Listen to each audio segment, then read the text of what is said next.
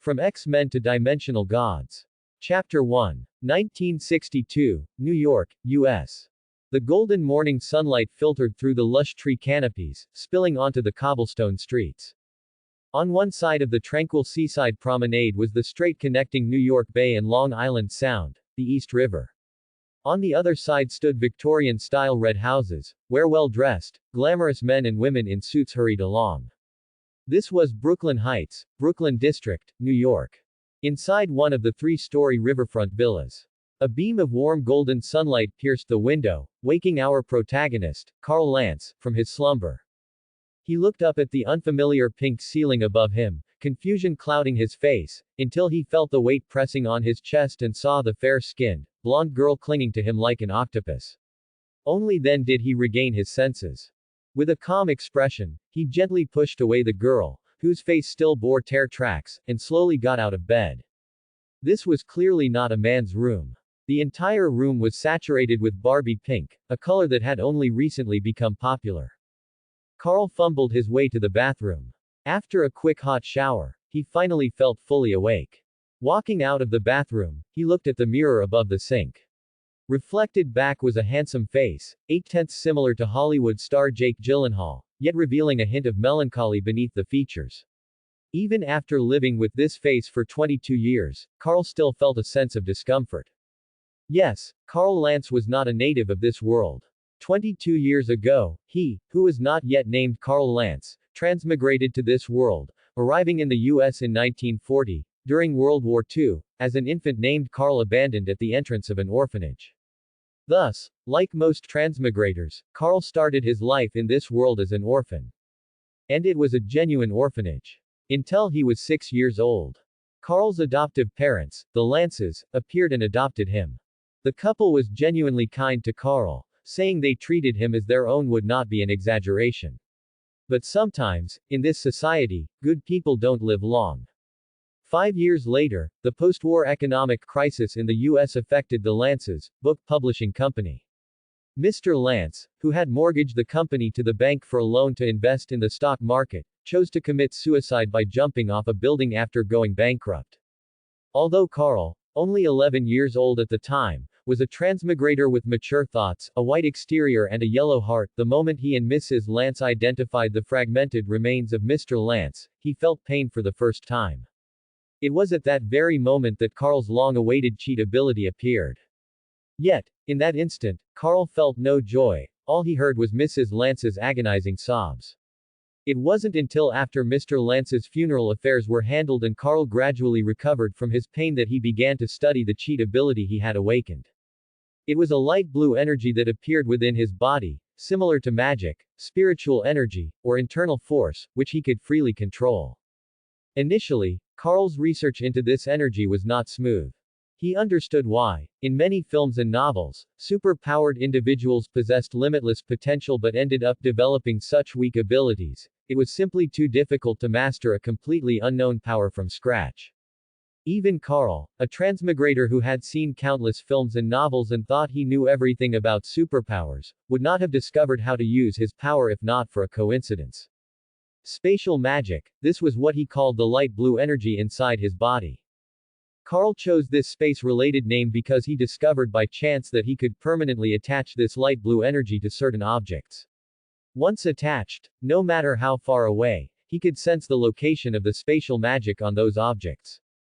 Then, by sensing the spatial magic he controlled and the spatial magic attached to those objects, he could distort space and create a portal that breaks the physical limitations of distance, similar to the ability of the mutant Blink from the X-Men. Logically, this ability should be extremely powerful, as it involves one of the highest rules of the universe, space. However, Carl found his ability somewhat useless. Because he discovered that his spatial magic was useless for anything other than opening a portal.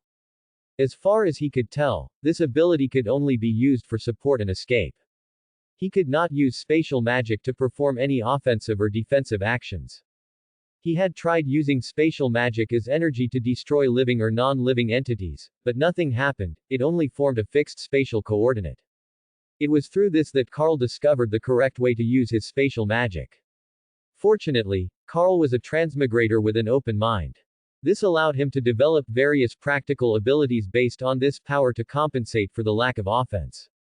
For example, his favorite and most frequently used ability was storage space. The principle was simple. Carl only needed to set up a warehouse anywhere in this world, then use spatial magic to set a coordinate within that warehouse. The warehouse would then become Carl's private storage, accessible at any location and any time. He could even set coordinate points directly on frequently used items. And for humans, the most powerful means of attack were thermal weapons. Furthermore, the US was a place where gun ownership was unrestricted. Then there was another fortunate thing. Carl discovered that this spatial magic could slowly enhance his physical fitness. This gave the current Carl strength that surpassed human limits. He had tested himself and figured he was now a superhuman, capable of lifting objects weighing over a ton. Although this strength couldn't even compare to Captain America, in this world, which currently seemed devoid of superhumans, it provided Carl with enough power for self-preservation. Not to mention that the physical enhancement wasn't just limited to strength, but also included improvements in his 5 senses and reaction capabilities. The only headache was that he still didn't know how to actively increase this magic power. So far, the only known method was that the spatial magic within him would automatically and slowly increase as he aged. However, even with superpowers, Carl still failed to save the person closest to him in this world.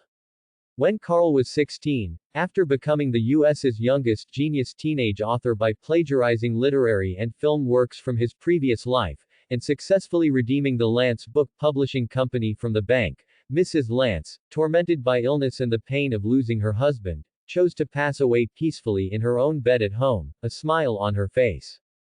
Carl, who could have stopped her, looked at Mrs. Lance's peaceful gaze facing death and ultimately chose to quietly accompany her for her final journey. From that moment on, Carl, having lost his only relative in this world, became completely unrestrained. Especially in recent years, his investments, made with foresight half a century ahead of the current era, had earned Carl enough money to last dozens of lifetimes and power he couldn't have imagined in his previous life. There was nothing left in this world that could restrain him. Among his many interests, desire driven by hormones became one of his favorites. For instance, at this moment, the girl in the bed was awakened by the sunlight. She opened her emerald-clear eyes, saw Carl already dressed, and with endless reluctance showing on her shy face, she asked, "Carl, are you leaving?" Sensing the girl's inner dependence on him, the melancholy on Carl's face vanished, replaced by a charming smile. He slowly climbed onto the bed, pinning the girl beneath him, and said, looking at her delicate features, "Jenny, I will appear before you anytime you need me." Carl didn't need to go to such trouble, but after experiencing countless purely physical transactions, he began to understand why so many overbearing CEOs went to great lengths to woo women. The process itself was genuinely interesting, and the emotional satisfaction provided by the sense of accomplishment afterward was truly gratifying. Just like now, the girl's eyes became as beautiful as gems, filled with love. "Really? Of course. Don't forget, you jump I jump." With that, under the girl's completely entranced gaze, Carl kissed her, and the two embraced. An hour later, a satisfied Carl appeared on the bustling street, driving his red Ford convertible. The US in the 60s still held a unique flavor. Classic cars, usually only seen in movies, were everywhere here. The men and women on the street were dressed quite conservatively, primarily in suits and long dresses, and the colors were very plain. Before long, Carl arrived at his company, the Lance Book Publishing Group. Just as Carl took the private elevator up to his office, brewed himself a cup of tea, and prepared to continue his monotonous day, the front desk phone rang. "Boss, 2 gentlemen wish to see you." They called themselves Charles Xavier and Eric Lencher. At the front desk of Lance Books Publishing Company. The young Professor X, Charles Xavier, looked at the blonde, blue-eyed beauty at the front desk with a charming smile. Magneto Eric Lencher, on the other hand, subconsciously guarded his surroundings and asked, "Are you sure this Mr. Carl Lance is one of us?" Of course. Charles didn't care at all if their conversation was overheard by the blonde beauty at the front desk. Because, after the two arrived and expressed their desire to see Carl Lance, they were, as expected, decisively rejected. It was only when Charles had no choice but to use his telepathic ability that the blonde beauty called Carl Lance's office. Unfortunately, several minutes had passed, and there was still no response from the other end of the phone.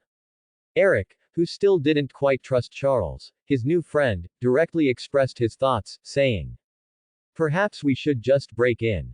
With Charles's telepathy, no one could stop them. Charles shook his head indifferently. "I think we should be polite.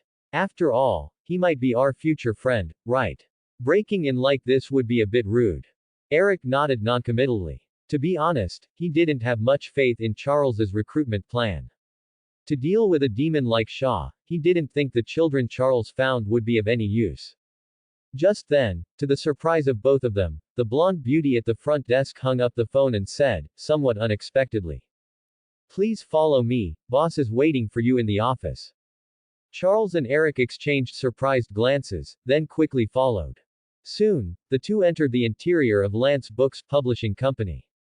The huge office was bustling with activity, typewriters clacked incessantly, everyone was diligently busy at their workstations, and the surrounding walls were adorned with various book posters. Flipped, Jurassic Park, Titanic, King Kong, Twilight, Harry Potter, and so on. Eric wasn't surprised by any of this.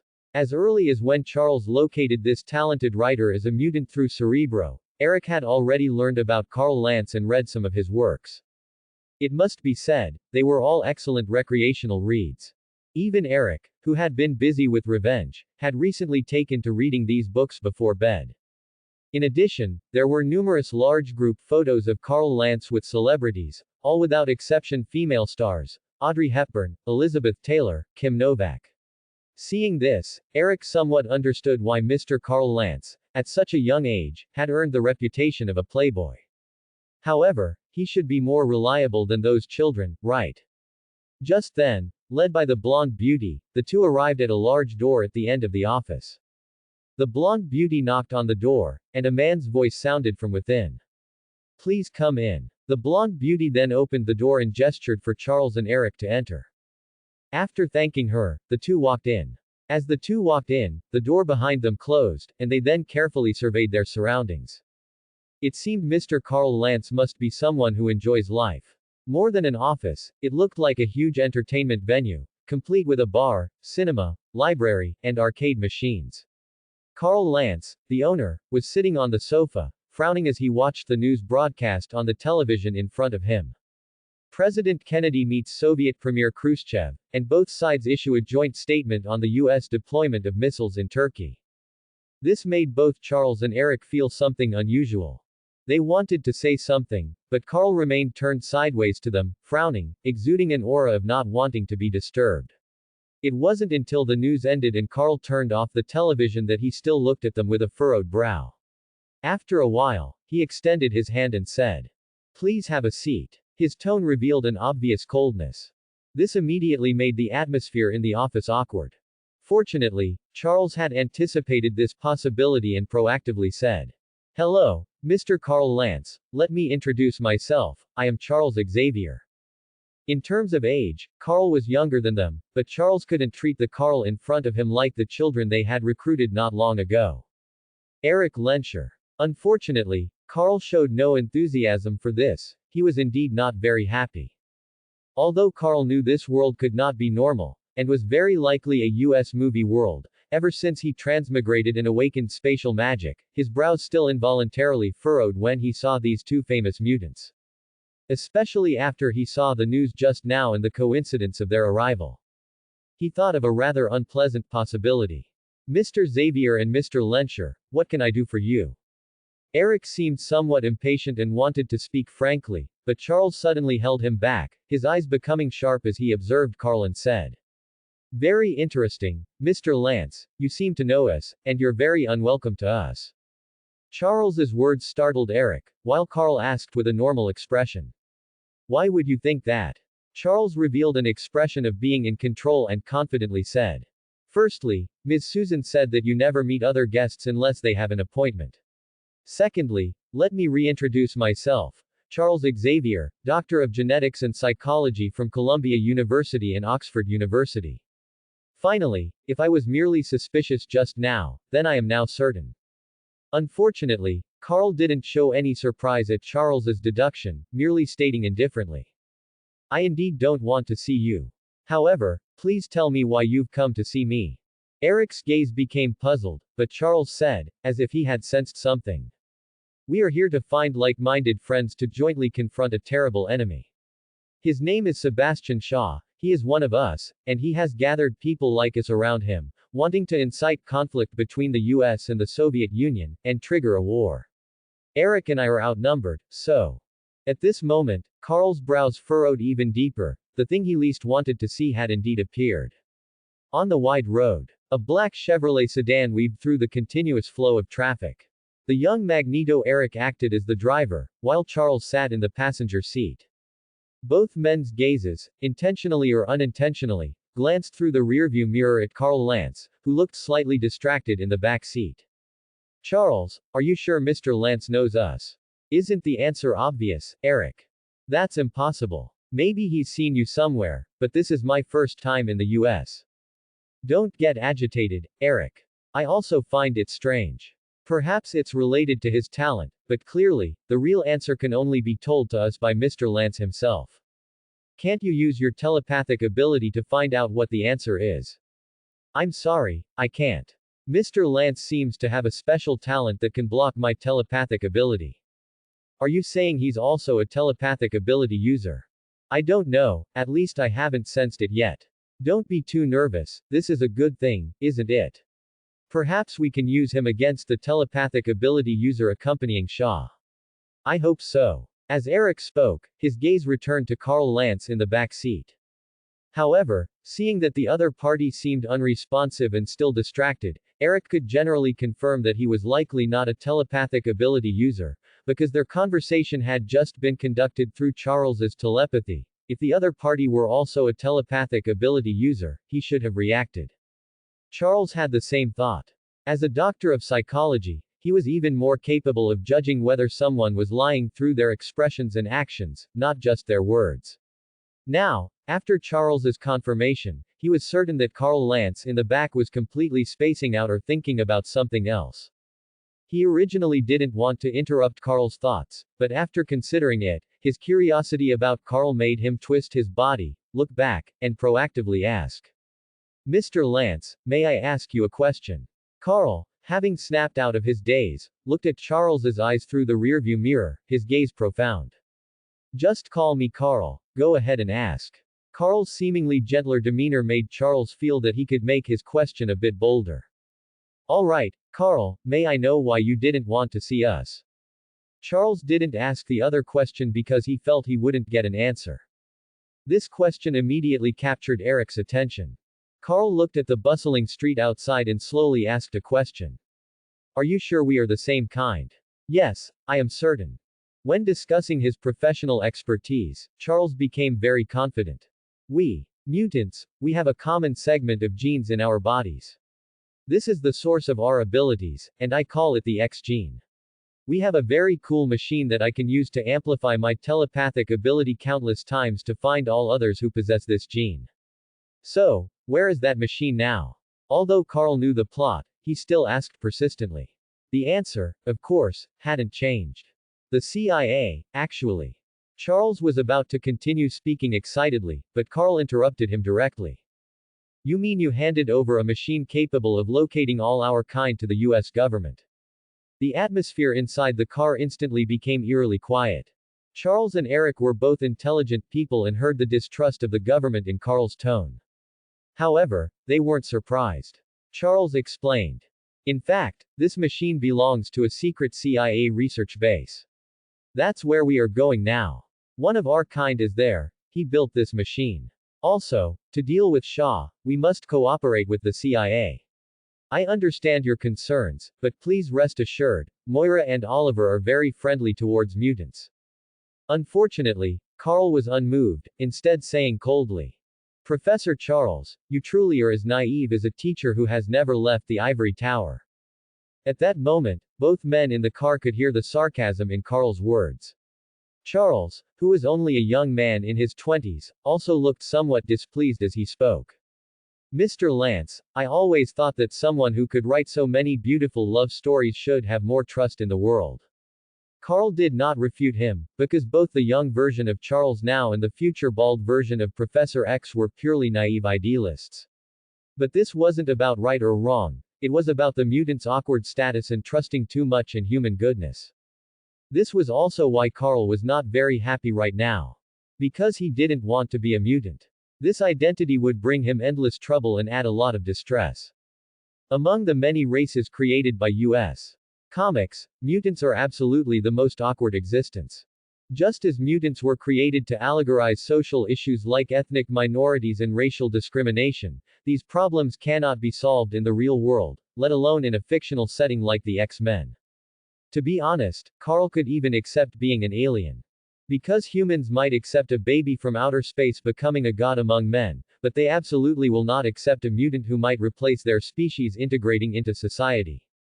This is also not about right or wrong, it's only about the survival and continuation of the species. The atmosphere inside the car quieted down once again, accompanied by Carl's silence. No matter how noisy the horns were outside, they seemed unable to penetrate this small world. Just then, Eric, who had been silent, suddenly spoke up and asked. Since you distrust us so much, why did you agree to Charles's invitation? Carl exchanged glances with Eric, the driver, through the rearview mirror. The moment you came looking for me, I had no choice. Ah. Charles thought Carl might have misunderstood, and he explained. Don't worry, the identities of all mutants found by Eric and me are absolutely confidential. Even the CIA doesn't know. If you don't want to participate in our operation, we won't force you. You can still. Carl certainly knew that, but after confirming his identity as a mutant, he immediately realized something. Facing the major event that was coming, wasn't participating the most beneficial choice compared to hiding. Because this could allow him to obtain something very important. That was the right to speak within the future mutant community. Of course, this inner thought could not be spoken aloud. Professor, have you ever heard the saying, once a secret is known by a second person, it is no longer a secret? Charles suddenly didn't know what to say. He wanted to refute it, but his rationality told him Carl was right. Eric, on the other hand, looked at Carl with increasingly bright eyes. Carl didn't genuinely want to make things difficult for Charles. After all, as the future leader of the mutants, Professor X was absolutely qualified, his mistake was only based on believing too much in the goodness of humanity. Therefore, he spoke with a slightly more relaxed tone. Fortunately, you are very lucky. What was he lucky about? Of course, it was that Carl was a transmigrator, and he didn't have much sense of belonging to the people of this world anyway. Not to mention, this was still the US, and it was the world of the movies. At this moment, Carl's already unrestrained ambition swelled even more wildly. Because he saw that this was a good opportunity.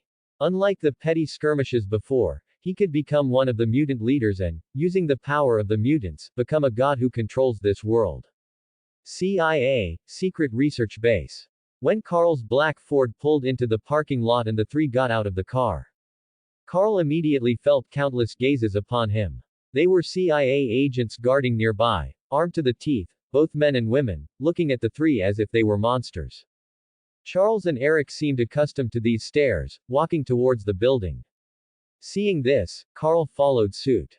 Just as they entered the CIA building, a capable-looking female agent, dressed in a suit and with long, flowing hair, hurried over and, upon seeing Charles, said impatiently, "We have news of Sebastian Shaw." After speaking, she noticed Carl, who was following Charles and Eric. Charles was about to explain, but the female agent asked with a surprised expression. Mr. Carl Lance. Looking at this character from the plot, Carl extended his hand like a gentleman, but felt a little regretful in his heart because this female agent was not to his liking. Fortunately, the upcoming mystique was worth looking forward to, that was 20-year-old Jennifer Lawrence, Carl's favorite blonde sweetheart. The female agent, still in a daze, shook hands with Carl, then turned to Charles and whispered. So, he's also a mutant. Yes, Moira, you know him. Of course, I've seen almost all of his works. I even fantasized about him being my boyfriend, but I never imagined. The female agent named Moira hesitated. Eric, however, had already asked impatiently. Have you found Sebastian Shaw's whereabouts? Moira then snapped back and said. Yes, our intelligence personnel found Sebastian Shaw's traces in the Soviet Union. Then what are we waiting for? Eric immediately became excited. Moira explained helplessly. We cannot act without authorization. The Secret Research Bureau is a very small department of the CIA. We need the cooperation of those intelligence personnel to find Sebastian Shaw's traces, and we must obtain the director's approval for the operation. Is there anything we can do? Charles asked. Of course, you have 5 hours. You must immediately gather those children. We may need to use their powers against Sebastian Shaw. Okay, I'll go right away. Seeing Charles use his telepathy to contact the chosen children, Moira took out a document from the file bag in her hand and, slightly nervous, handed it to Carl. Sorry, Mr. Lance, time is tight. I need to go to the CIA to apply for operational approval for you, so please fill out this information. Carl took it, scanned it briefly, and then, under Moira's bewildered gaze, handed the form back to her. Sorry, perhaps Charles didn't make it clear. I haven't agreed to join you and help you save the world. What? At this moment, Charles, having finished notifying everyone, walked over. Hearing their conversation, he also explained awkwardly. Carl is right, he just wants to observe before deciding whether to join us. Moira's earlier tension instantly dissipated. She looked at Carl and Charles with a displeased expression and said. Charles, we are very short on time. Mr. Lance, have you made a decision now? Of course not, Agent. If you don't mind, could you spare 10 minutes? I have some reasonable requests I'd like to discuss. In the conference room of the CIA's Secret Research Bureau. Moira rushed in, placed the documents on the table, and then said to Carl, who slowly followed her in. All right, Mr. Lance, you can now state your reasonable requests. At this moment, Charles and Eric also followed them in, accompanied by a blonde girl and a clearly nerdy boy in a plaid shirt. Both of them looked at Carl, and after recognizing him, their faces showed some surprise, but feeling the tense atmosphere in the conference room, they obediently stood behind Charles. At this moment, the girl also noticed that Carl seemed to have glanced at her, but he quickly averted his gaze. My request is simple. I need to confirm that if I join you, my legitimate rights and interests will continue to be protected by law. Carl's words left everyone present somewhat bewildered. Moira asked with a puzzled expression. What do you mean, Mr. Lance? Can you be more clear? It's simple. I need to confirm that after this incident, the government will not politically persecute me without reason or seize my personal property because they discovered my mutant identity. Carl, of course, knew that these words were meaningless. Even if Moira truly secured these rights for him, the US government could completely renege on its promises. But Carl still said them. The purpose. As mentioned before, he needed to assert himself, to demonstrate his presence among these young mutants, and gradually contend for influence. Indeed, as soon as he spoke, Moira frowned deeply, Charles fell into thought, and Eric's eyes lit up as he said. A very reasonable request. What do you think, Charles? Before Charles could answer, Moira explained. I understand your concerns, Mr. Lance, but please rest assured, our laws protect the personal property of every U.S. citizen. Private property is sacred and inviolable, it is written in the Constitution. Unfortunately, Carl said unappreciatively. So, Ms. Moira, do you mean that mutants are also protected by law? Can you take responsibility for that statement? The empty conference room suddenly fell silent. All the mutants present realized the seriousness of the issue in Carl's words. Are mutants considered human in the legal sense or not? If not, it means mutants would not be protected by law and could be wantonly harmed. Charles immediately fell into deep thought, while Eric tapped the table with his thumb, his gaze towards Carl growing brighter. The girl and the boy instantly felt a strong sense of identification with this new mutant joining them. Moira's expression became complicated. She swore that from this moment on, she somewhat disliked this man whom she once considered her dream lover. She really wanted to say, of course, but she remembered her superior's prejudice against mutants, and the, of course, could not be uttered. She could only say tactfully. Mr. Lance, I will explain your reasonable requests to my superior. At this point, even if everyone present was foolish, they could hear the difficulty in Moira's words and realize the seriousness of the issue Carl had raised. Eric's eyes grew cold, Charles frowned deeply, and the girl and boy's gazes were somewhat lost for a moment. Carl, however, appeared quite normal. Okay, then I'll wait for Ms. Moira's good news. As long as Ms. Moira can give a positive answer, I am also very willing to contribute my part to saving the world. Night, CIA. The activity room of the secret research base was brightly lit. This time, the young mutants summoned by Charles and Eric gathered together, chatting lively. However, compared to the attention he received during the day, Carl's presence on the sofa was much less at this moment. The reason was simple. Among the 6 mutants present, excluding Carl, only Raven and Hank had graduated from university. Sean was still a high school student, and Alex had been imprisoned since awakening his abilities, not even finishing high school. As for Salvador and Amanda, who were of African descent, they couldn't even read. Carl Lance. Everyone introduced themselves. Perhaps because they were of the same kind, despite their different skin colors, classes, and identities, they were all chatting happily at this moment. Raven was perhaps the happiest, she had even started thinking of codenames for her new friends. We are CIA agents now, so we need secret codenames. I want to call myself Mystique. Such a cool idea immediately resonated with the young people present. After Raven first demonstrated her amazing shapeshifting ability, she successfully earned the codename Mystique. Then came Amanda, who demonstrated his ability to adapt to his surroundings at will, earning the codename Darwin. Next was Sean, whose ultrasonic waves directly shattered the huge bulletproof glass of the activity room's French window, earning him the codename Banshee. Next was Salvador. A pair of thin cicada wings appeared from her back, giving her not only the ability to fly but also to spit fireballs, earning her the codename Angel. Next was Hank. Unfortunately, among all the people present, he was the only one who didn't fully accept his mutant identity, so he had no intention of choosing a nickname for himself. Then came Alex. Although it was a bit dangerous, he couldn't resist everyone's requests and demonstrated his terrifying red impact, thus earning the codename Havoc. Just as everyone was amazed by the terrifying energy Alex unleashed. Suddenly, a voice rang out behind everyone. Interesting ability, Alex, do you mind demonstrating it again? This voice immediately drew everyone's attention. They all turned to look inside, only to see Carl Lance, who had been silent during the previous conversation, suddenly stand up, his gaze eagerly fixed on Alex. To be honest, apart from Raven and Hank, who knew a little about Carl, everyone else present was quite unfamiliar with him. Mainly, Carl was a bit unsociable, he hadn't said a word from beginning to end except to introduce his name.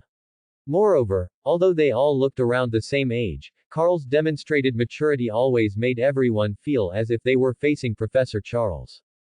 The scene suddenly fell silent. The fervor in Carl's eyes also made Alex somewhat wary.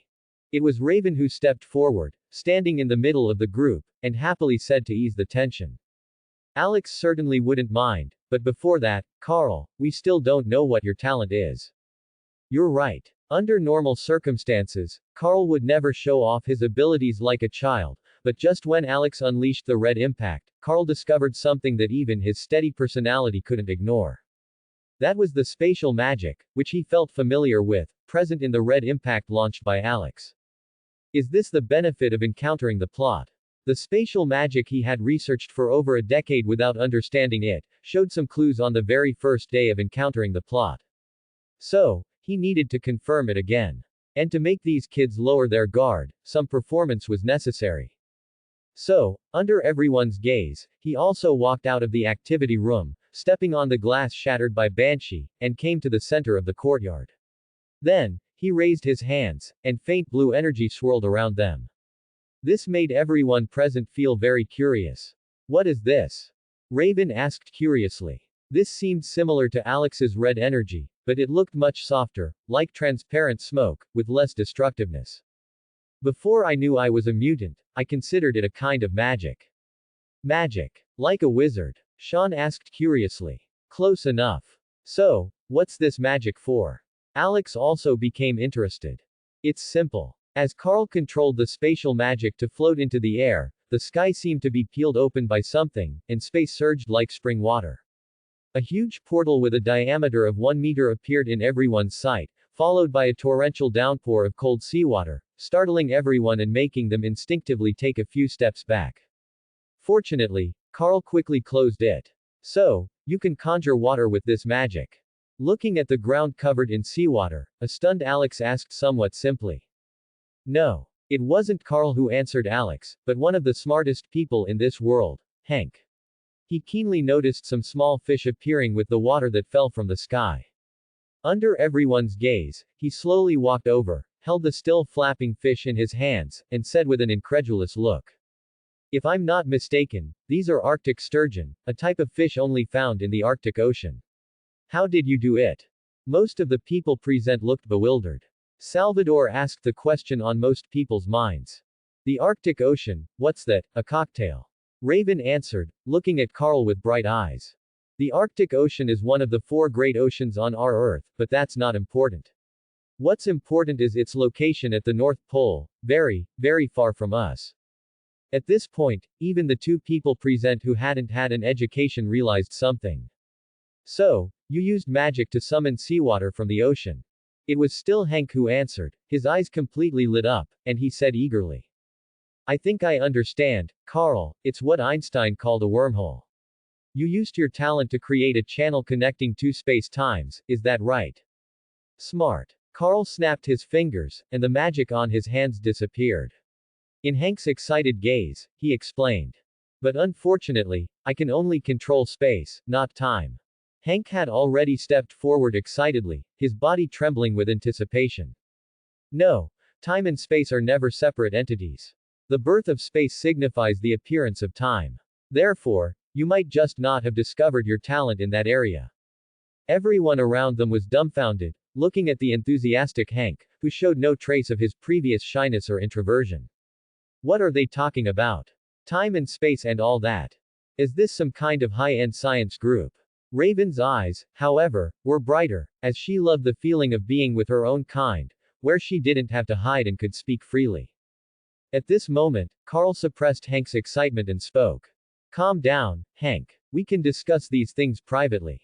Although I'm a writer, I majored in physics in college. But for now, I want to continue asking Alex for his input. Of course, of course. Since Carl had already demonstrated his ability, Alex lowered his guard and performed his ability again. Sure enough, Carl's perception was correct. He felt familiar spatial magic within the red impact that Alex emitted. Although faint, it definitely existed, but it flashed by too quickly for Carl to capture. Why was this happening? Where did the spatial magic on Alex come from? I see, I understand now. Just then, Hank suddenly shouted from the side, speaking while Carl stared dumbfounded. Carl, the power you used to open the wormhole might not be magic at all, but rather a type of unknown cosmic energy. And the impact Alex releases might contain this miraculous cosmic energy. At this moment, Carl was also a bit confused. Is that true? He wasn't sure. However, he looked at Hank, who was known as one of the smartest geniuses in the Marvel Universe, and his eyes suddenly became fervent. Hank, I think we might have a lot of common topics to discuss going forward. When Moira, the CIA agent, returned with Charles and Eric, they immediately saw the activity room and the heavily damaged courtyard, which looked like they were hosting a party, with everyone showing off their abilities and lively music blaring. This infuriated Moira, who had just faced resistance from her superiors, and Charles and Eric were also filled with disappointment. What are you doing? Moira's roar startled everyone, the music stopped, and everyone withdrew their abilities. Raven clearly hadn't noticed the disappointed looks of the 3 people in front of her, and her face still held a cheerful smile. Who broke the statue? It was Alex. No, it's Havoc. That's his new name. We also came up with new code names for you too. Charles, you should be called Professor X. Eric, what do you think of Magneto?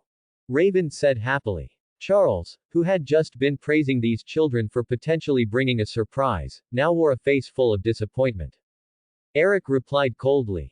It's really not good. At this, Raven finally noticed something was wrong. Her smile instantly vanished, and she became uneasy.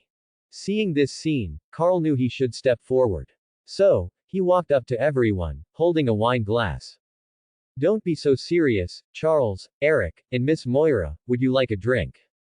This made Moira furious, because the main reason she had just faced resistance was that she had presented some of Carl's required conditions to her superiors, only to be mercilessly mocked by those old men. We don't have time to customize new laws for a bunch of freaks. I suggest you properly manage your freaks. They should be locked in cages.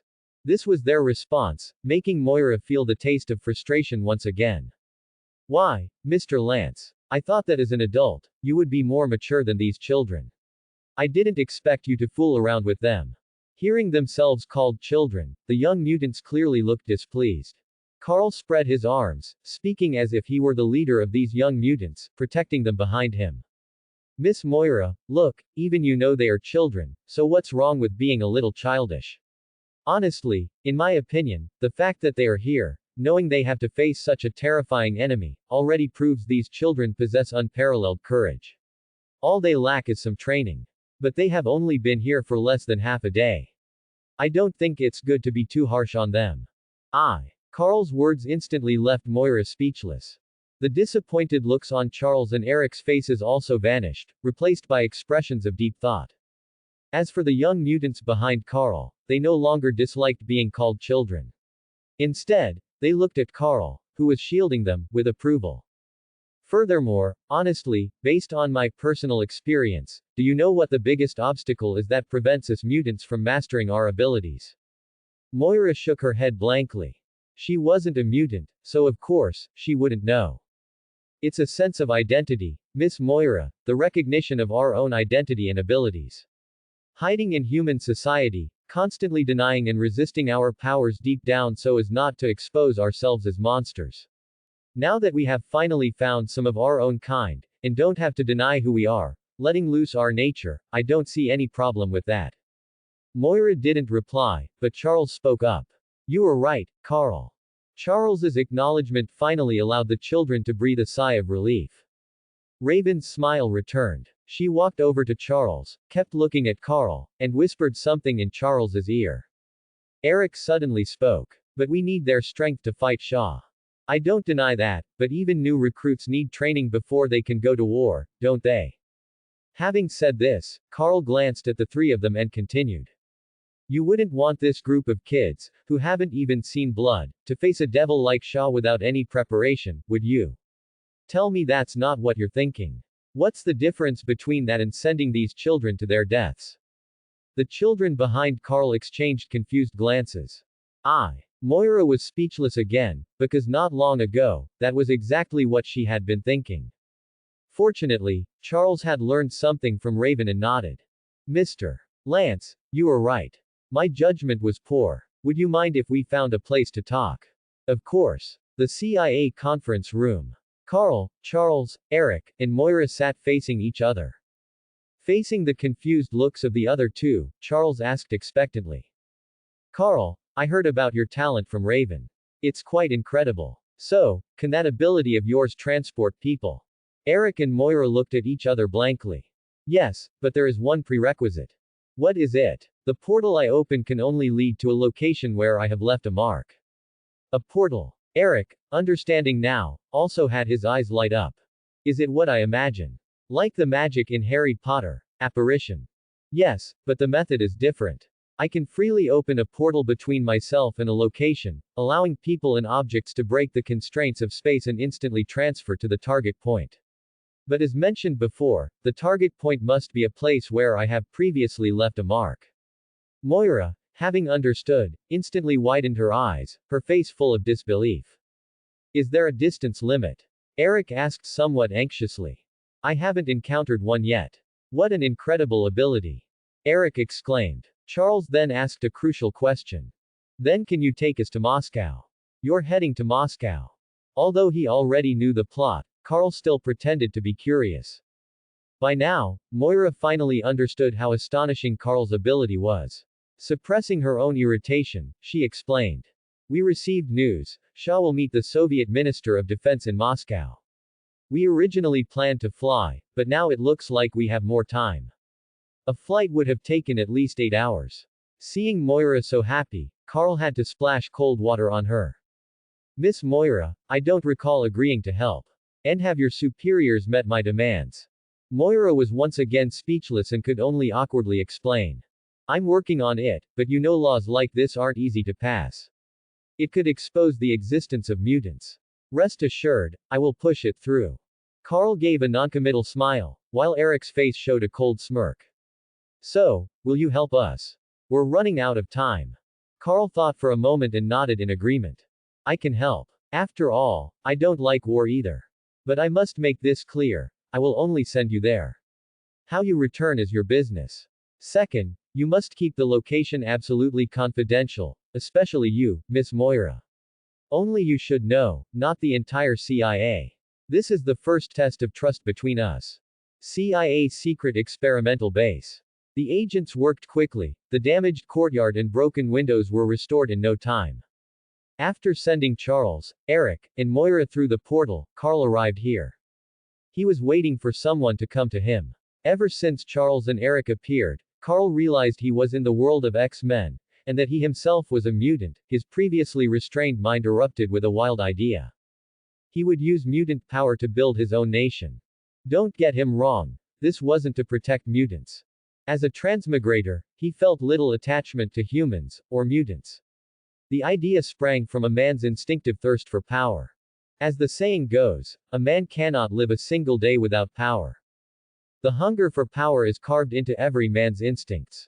When Carl awakened his ability and realized the world wasn't normal, he prepared for danger in this chaotic era. Until now, he'd acted in the shadows, he lacked the confidence to challenge the world alone. But knowing this was the world of X-Men, he dared to dream bigger. To accomplish this, besides great strength, he needed trustworthy subordinates. Fortunately, he'd arrived at a pivotal moment. As the original X-Men, these young mutants possessed limitless potential. Participating in this grand event would grant him prestige equal to Charles and Eric, qualifying him to lead mutants in the future.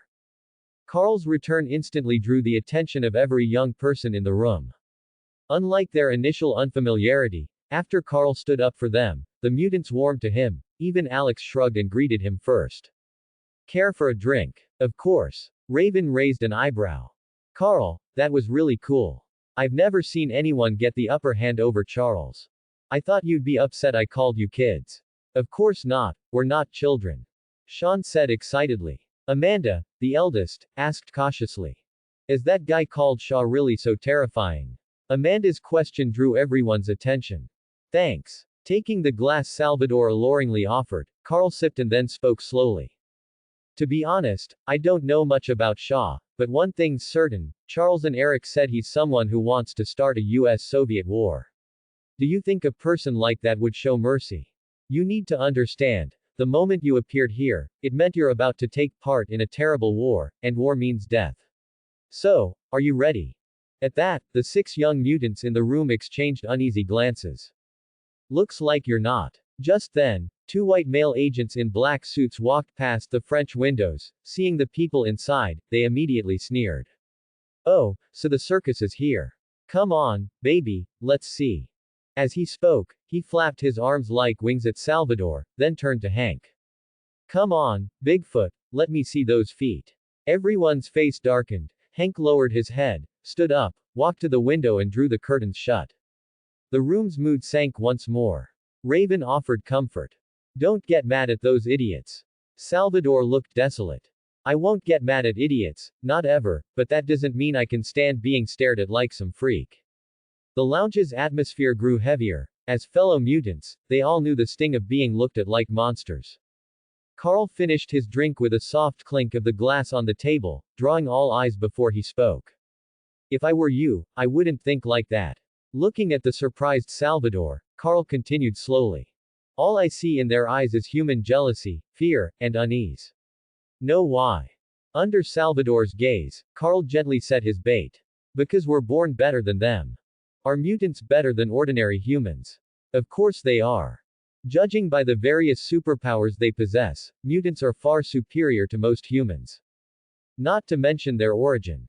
Though this is a cinematic world and the canon may differ, in the comics the Celestials, who oversee the universe, added an extra test gene to a portion of humanity to sample genetic diversity, creating the mutant race.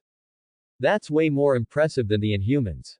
The Inhumans are merely products of Kree experiments, the same Kree race as Marvel's accuser Ronan. The two aren't even in the same league. Although the extra X gene can produce unstable variants, overall the superior ones dominate. If their numbers weren't so small, humanity would probably have gone extinct long ago. Carl's words made the 6 young mutants' faces turn grave.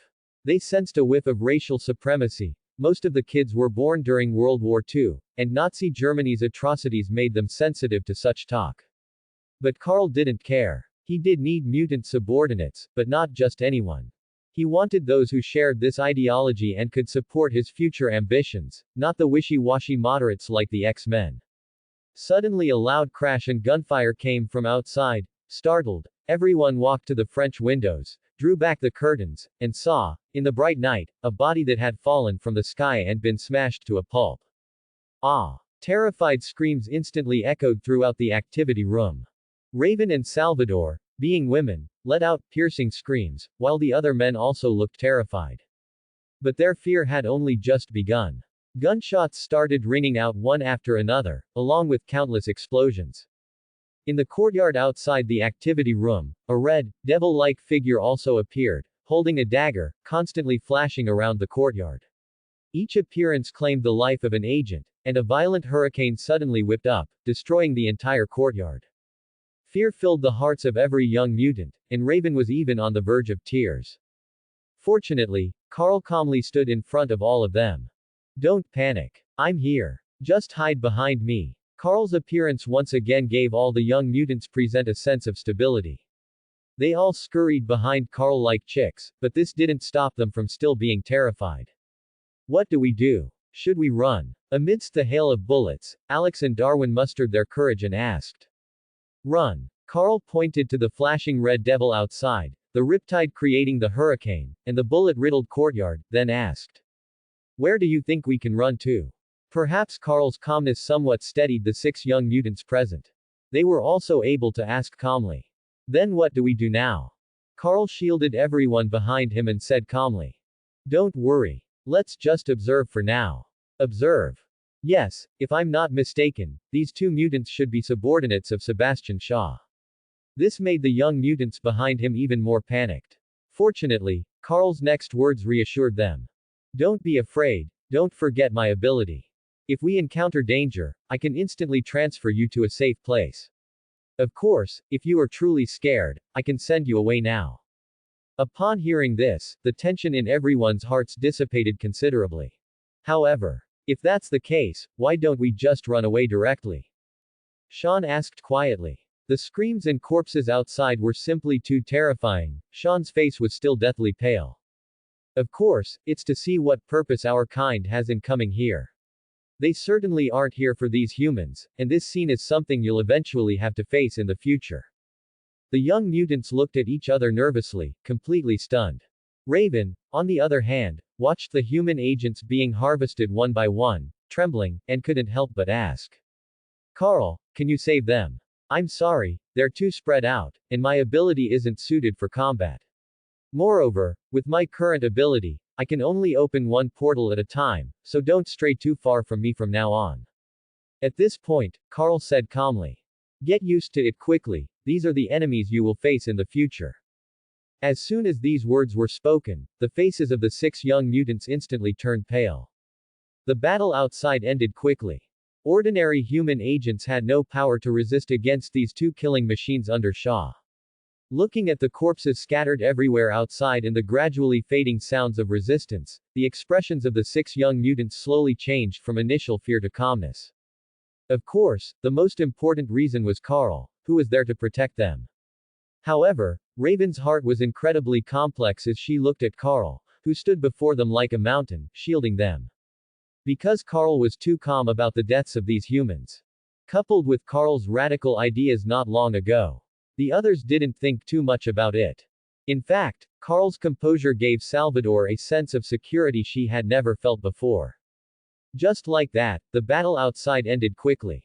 A red figure flashed into the activity room, and Riptide also broke through the bulletproof glass and walked in. They vigilantly surveyed their surroundings and the young mutants before them, and then Shaw, wearing his helmet, slowly entered through the main door. Wow! Look what I've found. As soon as he walked in, Shaw's gaze involuntarily fell upon Carl, who stood in front of the 6 young mutants. He raised an eyebrow and let out an exclamation.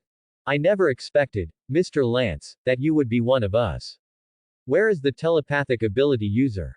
The Red Devil looked around. He doesn't seem to be here. That's great, I can take off this fool helmet. After taking off his helmet, Shaw shook his flowing hair and said happily to the people in front of him. Honestly, nothing could surprise me more than this. Nice to meet you, Mr. Lance, I've read all of your works, and to my young compatriots, nothing makes me happier than meeting our own kind. As he spoke, he started to walk forward, which startled the young people behind Carl.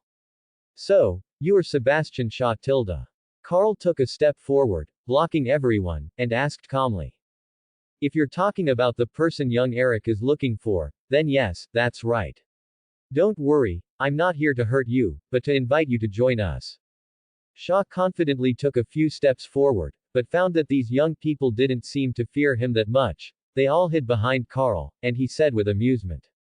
It seems, Mr. Lance, these children trust you very much. Carl shrugged indifferently and said with equally confident tone. That's because they know that as long as I'm here, you can't harm them. It must be said that the Black King's superpower was indeed very powerful, but that was about it.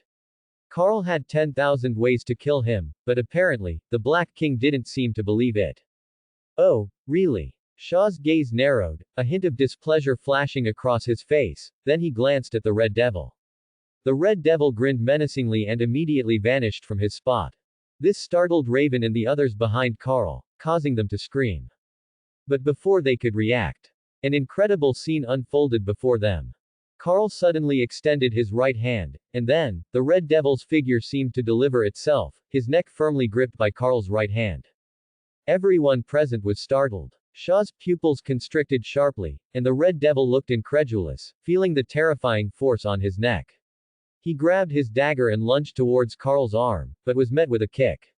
The Red Devil's body immediately flew out like a kite with a broken string, smashing into the wine cabinet behind him. Boom! Broken glass scattered across the floor. At this moment, the entire activity room fell silent. Raven and the others looked at Carl in front of them with disbelief. Shaw's expression, however, grew serious.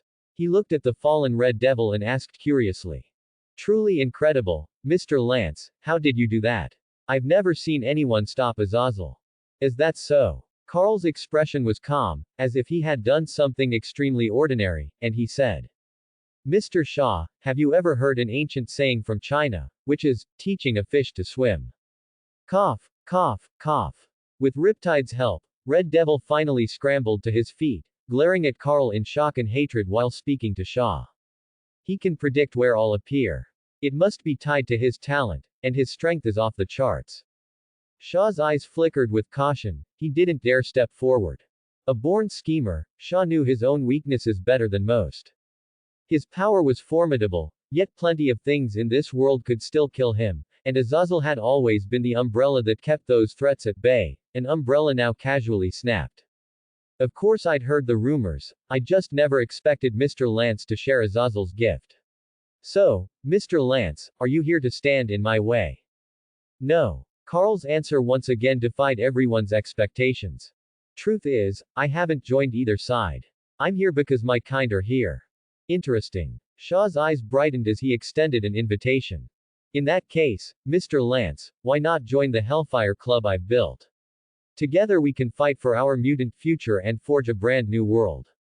Unfortunately, Carl brushed him off without a trace of courtesy. A new future? You mean triggering a war between two superpowers and letting nuclear bombs wipe out the world? Shaw looked utterly unconcerned, as though annihilating the planet were an everyday affair. Mr. Lance, how much do you know about the gene sequence inside us mutants? Not much. Carl answered modestly. Shaw, however, was energized. But I understand it very well. My research revealed something. The emergence of mutants is intimately linked to the nuclear age. Radiation gave us life. Think about it. Like a fanatical orator, Shaw swept his gaze over everyone behind Carl. Why When we're clearly superior to humans, must we still hide like monsters? Because we're too few. A nuclear war will accelerate human genetic mutation, swelling our ranks. Then we'll enslave humanity instead of the other way around. We'll be the masters of this world, and humans will be the ones scurrying into the shadows. There was no denying Shaw's speech held a certain charisma, rather like a certain fanatical little mustache. Even the youths behind Carl looked somewhat swayed. Stretching out his hand toward Carl, he concluded. So, Mr. Lance, what's your choice? Stand with humans, or stand with mutants? Every eye in the room turned to Carl. Me. As if such simple rhetoric could sway him. If I absolutely had to pick, I'd side with mutants, but that doesn't mean I'd ever harm humans. A mocking smile surfaced on Shaw's face. Humans won't give you the luxury of standing in the middle, Mr. Lance. I know. Which is why I have a better option. I choose to stand with Earth. The bizarre answer caught everyone off guard. They stared in stunned disbelief. Feeling mocked, Shaw frowned and asked. Mr. Lance, are you joking? Of course not. Do you know what I like? What? Carl spoke slowly. Honestly, I don't feel much kinship with the humans of this world, but I do feel something for the planet itself.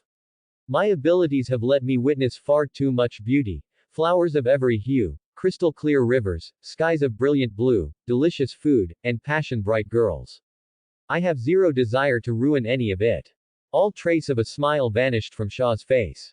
At this point, whether Carl's words were true or false no longer mattered. Then it's a pity, Mr. Lance, it seems we can only be enemies.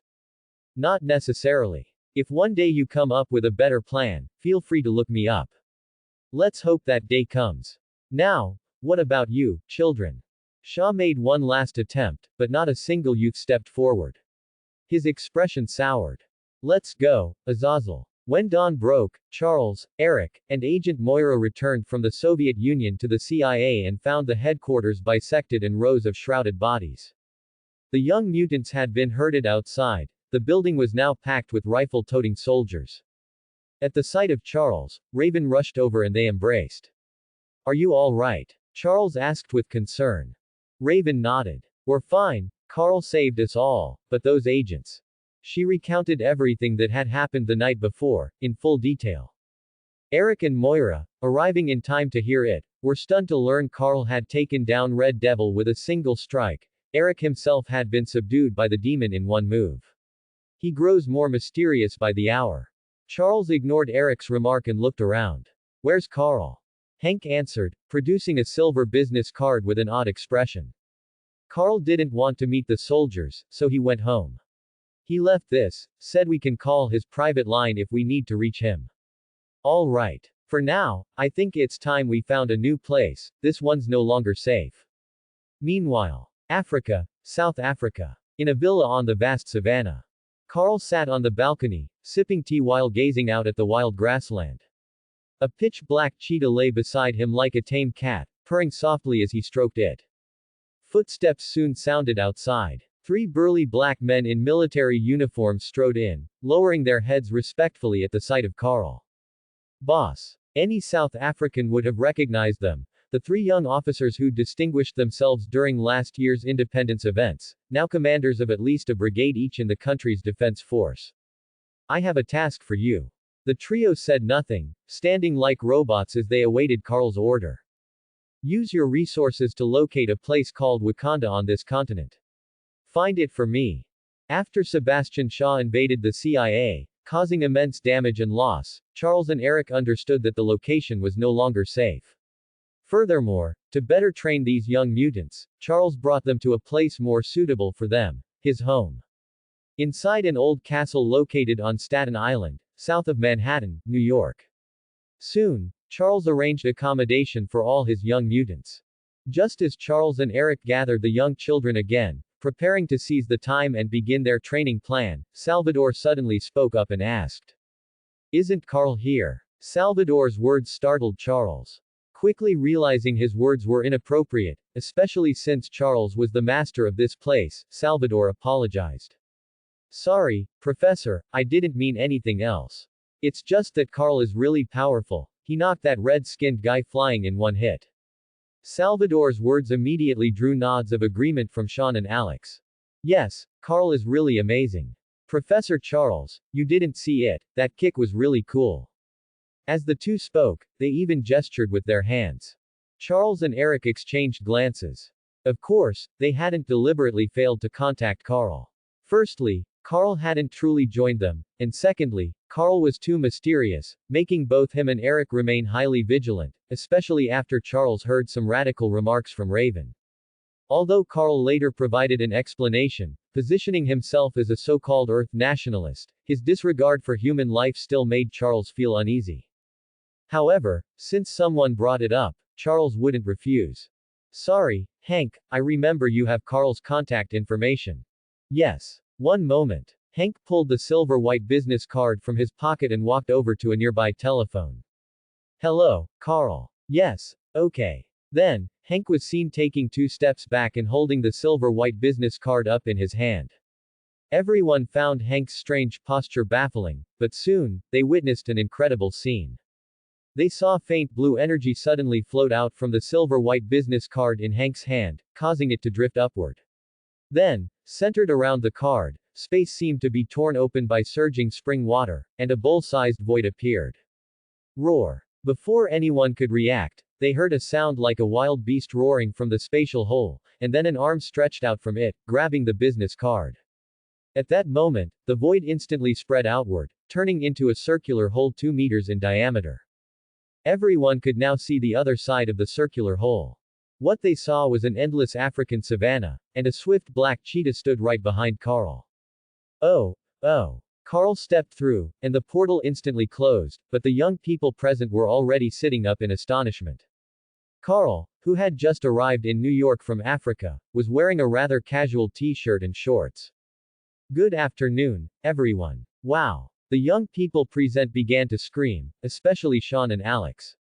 Did I see that right? Was that a cheetah? A black leopard? Carl, were you just in Africa? Yes, you saw correctly. Carl said this after handing the business card back to Hank. Its name is Bastet. Bastet, is it your pet? Can I pet it? I advise you to drop that idea. That's a cheetah, not a puppy. Alright. Sean was clearly a bit disappointed. After this little interlude, the atmosphere in the living room became lively, no longer so dull, and Carl also greeted Charles and Eric. Please sit down, Carl. I apologize, I should have contacted you sooner. It's fine. After all, I hadn't formally accepted your invitation before. Eric, however, asked with interest. Were you just in Africa? Yes. You know, with my talent, physical distance means nothing to me. Therefore, I can design my home wherever I want to go, plus I am indeed very rich. What about that business card? Looking at Hank, who had sat back down, Eric asked with curiosity in his eyes. As you just saw, I affixed a layer of my magic onto it. I can sense it anywhere on this earth. Of course, the prerequisite is that you contact me so I can determine the approximate location. However, there is also a special emergency method. If you tear up this card, I can sense it instantly. Eric's eyes lit up. Can I have one? Of course. Seeing this, Raven, Sean, and Alex nearby also quickly raised their hands. Carl reached out and pulled a stack from the void, giving one card to everyone without missing a single person. Everyone was clearly very interested and carefully treasured the cards after receiving them. What a convenient ability. Does that mean you can sense the location of all these business cards? Eric asked curiously, looking at Carl's full name and private contact information on the card. Carl nodded, put the remaining cards back, and said, "This is what makes the ability of space extraordinary. It has no restriction on distance. As long as it is a location I have set, even if separated by thousands of miles, the spatial magic still feels like a part of my body, and I can sense its existence. However, when the number is too large, it can sometimes trouble me. Fortunately, I have a unique method of memorization to ensure I find the location of what I want." Hearing this, Eric carefully put away his business card, glanced at Charles, who seemed to have been ignored, and said, "Charles, Carl's ability seems much more useful than yours." Charles rolled his eyes at Eric. Although he could also sense every location in the world through his telepathy ability, he required the help of Cerebro. However, Charles didn't dwell on that now, instead asking Carl. Carl, you just said you hadn't formally accepted my invitation. Does that mean you are now willing to join us and fight Shaw together? Why not? Unlike his hesitation during their first meeting, this time Carl agreed straightforwardly. Everyone present reacted differently. The young mutants naturally breathed a sigh of relief, realizing their safety was now ensured. Charles and Eric, however, looked somewhat confused. Can you tell us the reason for your change of heart? Carl spread his arms. Isn't the answer right here? Because the people here are our own kind. Carl's words once again drew the attention of everyone present. Charles's expression became somewhat solemn. Carl, you seem to hold a deep grudge against humans. Can you tell me why? Carl looked speechless. No, you're wrong, Charles. Why would you think I hold a grudge against humans? On the contrary, I like humans, and mutants are humans too. However, this is based on the premise that they won't harm me. And what if they do harm you? At this moment, the entire living room fell silent, with only Carl's calm voice echoing. An eye for an eye, tenfold retribution. Inside the ancient castle. After that brief interlude, Raven led Carl to a bedroom door. A look inside showed everything neat and spotless, the bed was already made. How's this? Carl stepped in and glanced around. Perfect. Honestly, I just need a room so it looks like I'm one of the gang. Leaning in the doorway, Raven eyed the relaxed Carl with curiosity. Sorry, Carl, can I ask you something? In Raven's mind, Charles had always been the one who could solve anything, yet ever since Carl appeared, Charles kept hitting walls. Though they were about the same age, Raven had to admit Carl seemed more mature than Charles. Fire away, it's call in Q&A hour on the Carl Show. Turning, Carl flashed a smile at the doorway. Raven stepped inside, fidgeting slightly. Carl, you don't seem troubled about being a mutant. Troubled? Why would I be? Honestly, I'm thrilled. But we're freaks, outsiders. We have to hide every day, never able to show anyone who we really are. Raven's face was lost in confusion. Reading her, Carl moved closer until he stood right in front of her. I can feel it, Miss Raven, the struggle inside you is stronger than most mutants feel. Can you tell me why? A flicker of conflict crossed Raven's eyes, then her skin rippled like a wave, reverting to its true blue form. Meeting Carl's startled gaze, she forced a casual tone. This is me, a monster, a demon, a freak. Though Carl had expected it, seeing Mystique's real appearance still drew a brief gasp. He quickly composed himself and looked into her self-loathing eyes. No, you're beautiful, Raven. Right now you're a masterpiece of creation. Surprise flashed in Raven's eyes, only to be buried again under gloom. Carl understood at once. You think I'm lying or just being kind? He lifted his right hand to the startled Raven's cheek, tracing the faint ridged scales, and murmured, No, Raven. A man's mouth can lie, his mind can fool itself, his heart can pretend, but one place never lies, his body. And you are absolutely gorgeous. With that, he kissed her, right as her eyes widened in shock. For an instant Raven froze, feeling the scorching breath, the moist lips, the arms sliding around her waist. Then she jerked back, threw him a flustered glance, and fled in confusion. Carl savored the faint taste still lingering on his lips. He hadn't lied. The moment Raven revealed her true form, the initial surprise had given way to something different. Don't get the wrong idea, it wasn't some superpower. It was raw, primal desire. Now he kind of understood why some people went crazy for Avatar. Over the years Carl had sampled every flavor of beauty, A-list starlets down to freshly graduated high school girls, pushing his threshold sky high. Yet Raven's blue form stirred that hunger all over again. After Raven left, Carl didn't linger. Following directions, he headed straight for Hank's lab. He had one goal: use Hank's genius to find a way to amplify the spatial magic inside him. Raven felt uneasy for the entire afternoon. She definitely didn't like being kissed so presumptuously by a man. This wasn't the America of a dozen years later, when hippie culture flourished and men and women were all very open. As a Christian nation, the US was still rather conservative. All the more so because, in her heart, she'd always saved her love for Charles, the man who adopted her and raised her. Yet her heart was beginning to burn. Raven had been pursued by men this directly before, but back then she'd always been disguised in an ordinary human form. This was the first time she'd been kissed so forcefully while in the very appearance she herself could hardly accept. It felt presumptuous, yet for the first time she also felt completely wanted and accepted. These two conflicting emotions tore at Raven, leaving her at a loss. Especially when she thought of how the man she loved, Charles, had no interest in her and flirted with other women. That hurt. Then she suddenly recalled what Carl had just said. A man's mouth can lie, his brain can deceive itself, and his heart can pretend, but there's one place that never lies, his body. Pressed for time, Charles and Eric spent the whole afternoon training the young mutants. The results weren't great, but Charles had already discovered some tricks to unlock their potential. Night fell, and Charles returned to his room exhausted. The moment he opened the door he saw Raven lying on his bed, wearing a sheer, romantic nightgown that revealed her alluring figure.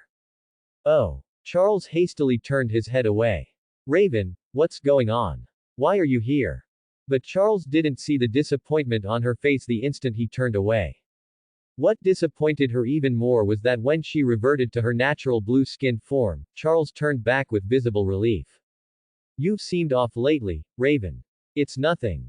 Raven finally understood. She didn't doubt Charles's kindness to her, but it wasn't what she wanted. She rose from the bed and left Charles's room in her blue-skinned form, leaving him bewildered. Meanwhile, in Carl's room. When Carl returned, he found a pleasant surprise waiting. A beautiful black woman lay on his bed in skimpy lingerie, displaying her voluptuous figure and gazing at Carl with seductive, yearning eyes. Wow, Salvador, you're the most gorgeous black pearl I've ever seen. Carl didn't hide his hungry gaze as he walked to the bed, sat down, and gently stroked Salvador's body through the thin fabric. He didn't need to ask why she was here. Thanks. I thought you might look down on me. After all, I used to be a stripper. Salvador's eyes dimmed. No. Carl leaned in until he was almost touching her face and said slowly. I never care about a woman's past, only her future. But you, Salvador, you must have heard what kind of man I am. Are you ready? Salvador's black pearl eyes shimmered as her body trembled beneath Carl's touch. Ever since my stepfather threw me out at 14, I've been used to being abandoned. I can't promise you everything, Salvador, but I will never abandon a woman who loves me. Hearing that, Salvador gazed at the charming man, her eyes hazy, and slowly wrapped her arms around Carl's neck. Then what are you waiting for? That night the rain would surely beat upon the black plantain leaves. Salvador's offer of herself was absolutely welcome to Carl. Carl was no racist. Right now he only wanted a bed partner who could excite him. Ordinary women no longer satisfied him. Raven and Salvador both met that requirement. Leaving aside their bonus as canon characters, the simple fact that they were mutants filled Carl with endless novelty. And although Salvador was African, her looks were not bad. After all, from a cinematic standpoint, the actress who played Salvador was a Hollywood performer. As for her being a stripper, sorry, Carl wasn't looking for a girlfriend or a wife. On the contrary, that identity made her burn hotter in bed, and her initiative let Carl enjoy himself thoroughly.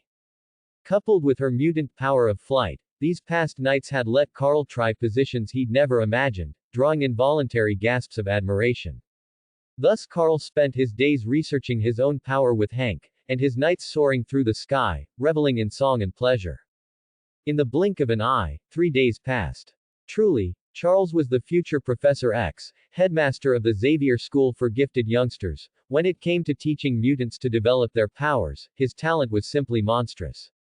In only 3 days, Eric's control of magnetism had surged, Alex could now direct his concussive blasts, and Sean could use his ultrasonic screech to fly like a bat. All that remained was to refine their abilities. Darwin and Salvador, on the other hand, showed no obvious improvement. Mainly because, like Raven and Hank, their powers were already fully developed. Short-term leaps like the others were nearly impossible. Of course, that didn't mean their powers couldn't advance, but within the film's worldview they would probably have to wait for Apocalypse's second enhancement. So these past few days the two of them had focused on physical training. Salvador didn't mind. Because Salvador never bothered to hide it, everyone had seen her leaving Carl's room every morning for the past 3 days. All anyone did was purse their lips. No one could say much about a consensual affair. Soon, however, Darwin grew restless with this idleness and, on the fourth morning, sought out Carl in Hank's lab. You want me to train you? Hearing Darwin's request, Carl, busy studying his own power in the lab, was surprised. Hank, at the machinery, also glanced over. Darwin, nervous, rubbed his hands and spoke uneasily. Yes. The professor says my power's unlikely to improve much in the short term, but I don't want to waste time. The other night we all saw how ruthless our enemies are, and I don't want to die. So I want to learn combat skills from you, like the night you took down that red-skinned guy in one move. He glanced at Carl, who still seemed busy. Of course, if you're too busy, forget it. No, of course I have time. Seeing a second mutant, after Salvador, take the initiative to approach him, Carl was enthusiastic. You do need training, and this is something Charles can't give you. So, do you want to hear my advice? Carl's enthusiasm surprised Darwin. Compared with Alex and Sean, Darwin had a low profile in the mutant team. Not because anyone ignored him, but because of his own identity. He was an African-American cab driver from the bottom rung of society, beside high-caliber people like Charles, Raven, Hank, and Eric. Even white boys like Sean and Alex felt out of reach. The only one he felt close to was fellow African-American Salvador. But now Salvador had climbed into Carl's bed. Darwin had no ulterior thoughts. To him, at least, it was a sign that Carl didn't discriminate against African Americans. After all, this was 1962, Martin Luther King was still alive, and African Americans in the U.S. still had low status. Many couldn't even attend school, which was why Amanda and Salvador worked as a cab driver and a stripper. Of course, if you want to learn those fighting techniques, I'm happy to teach you, and your power suits them.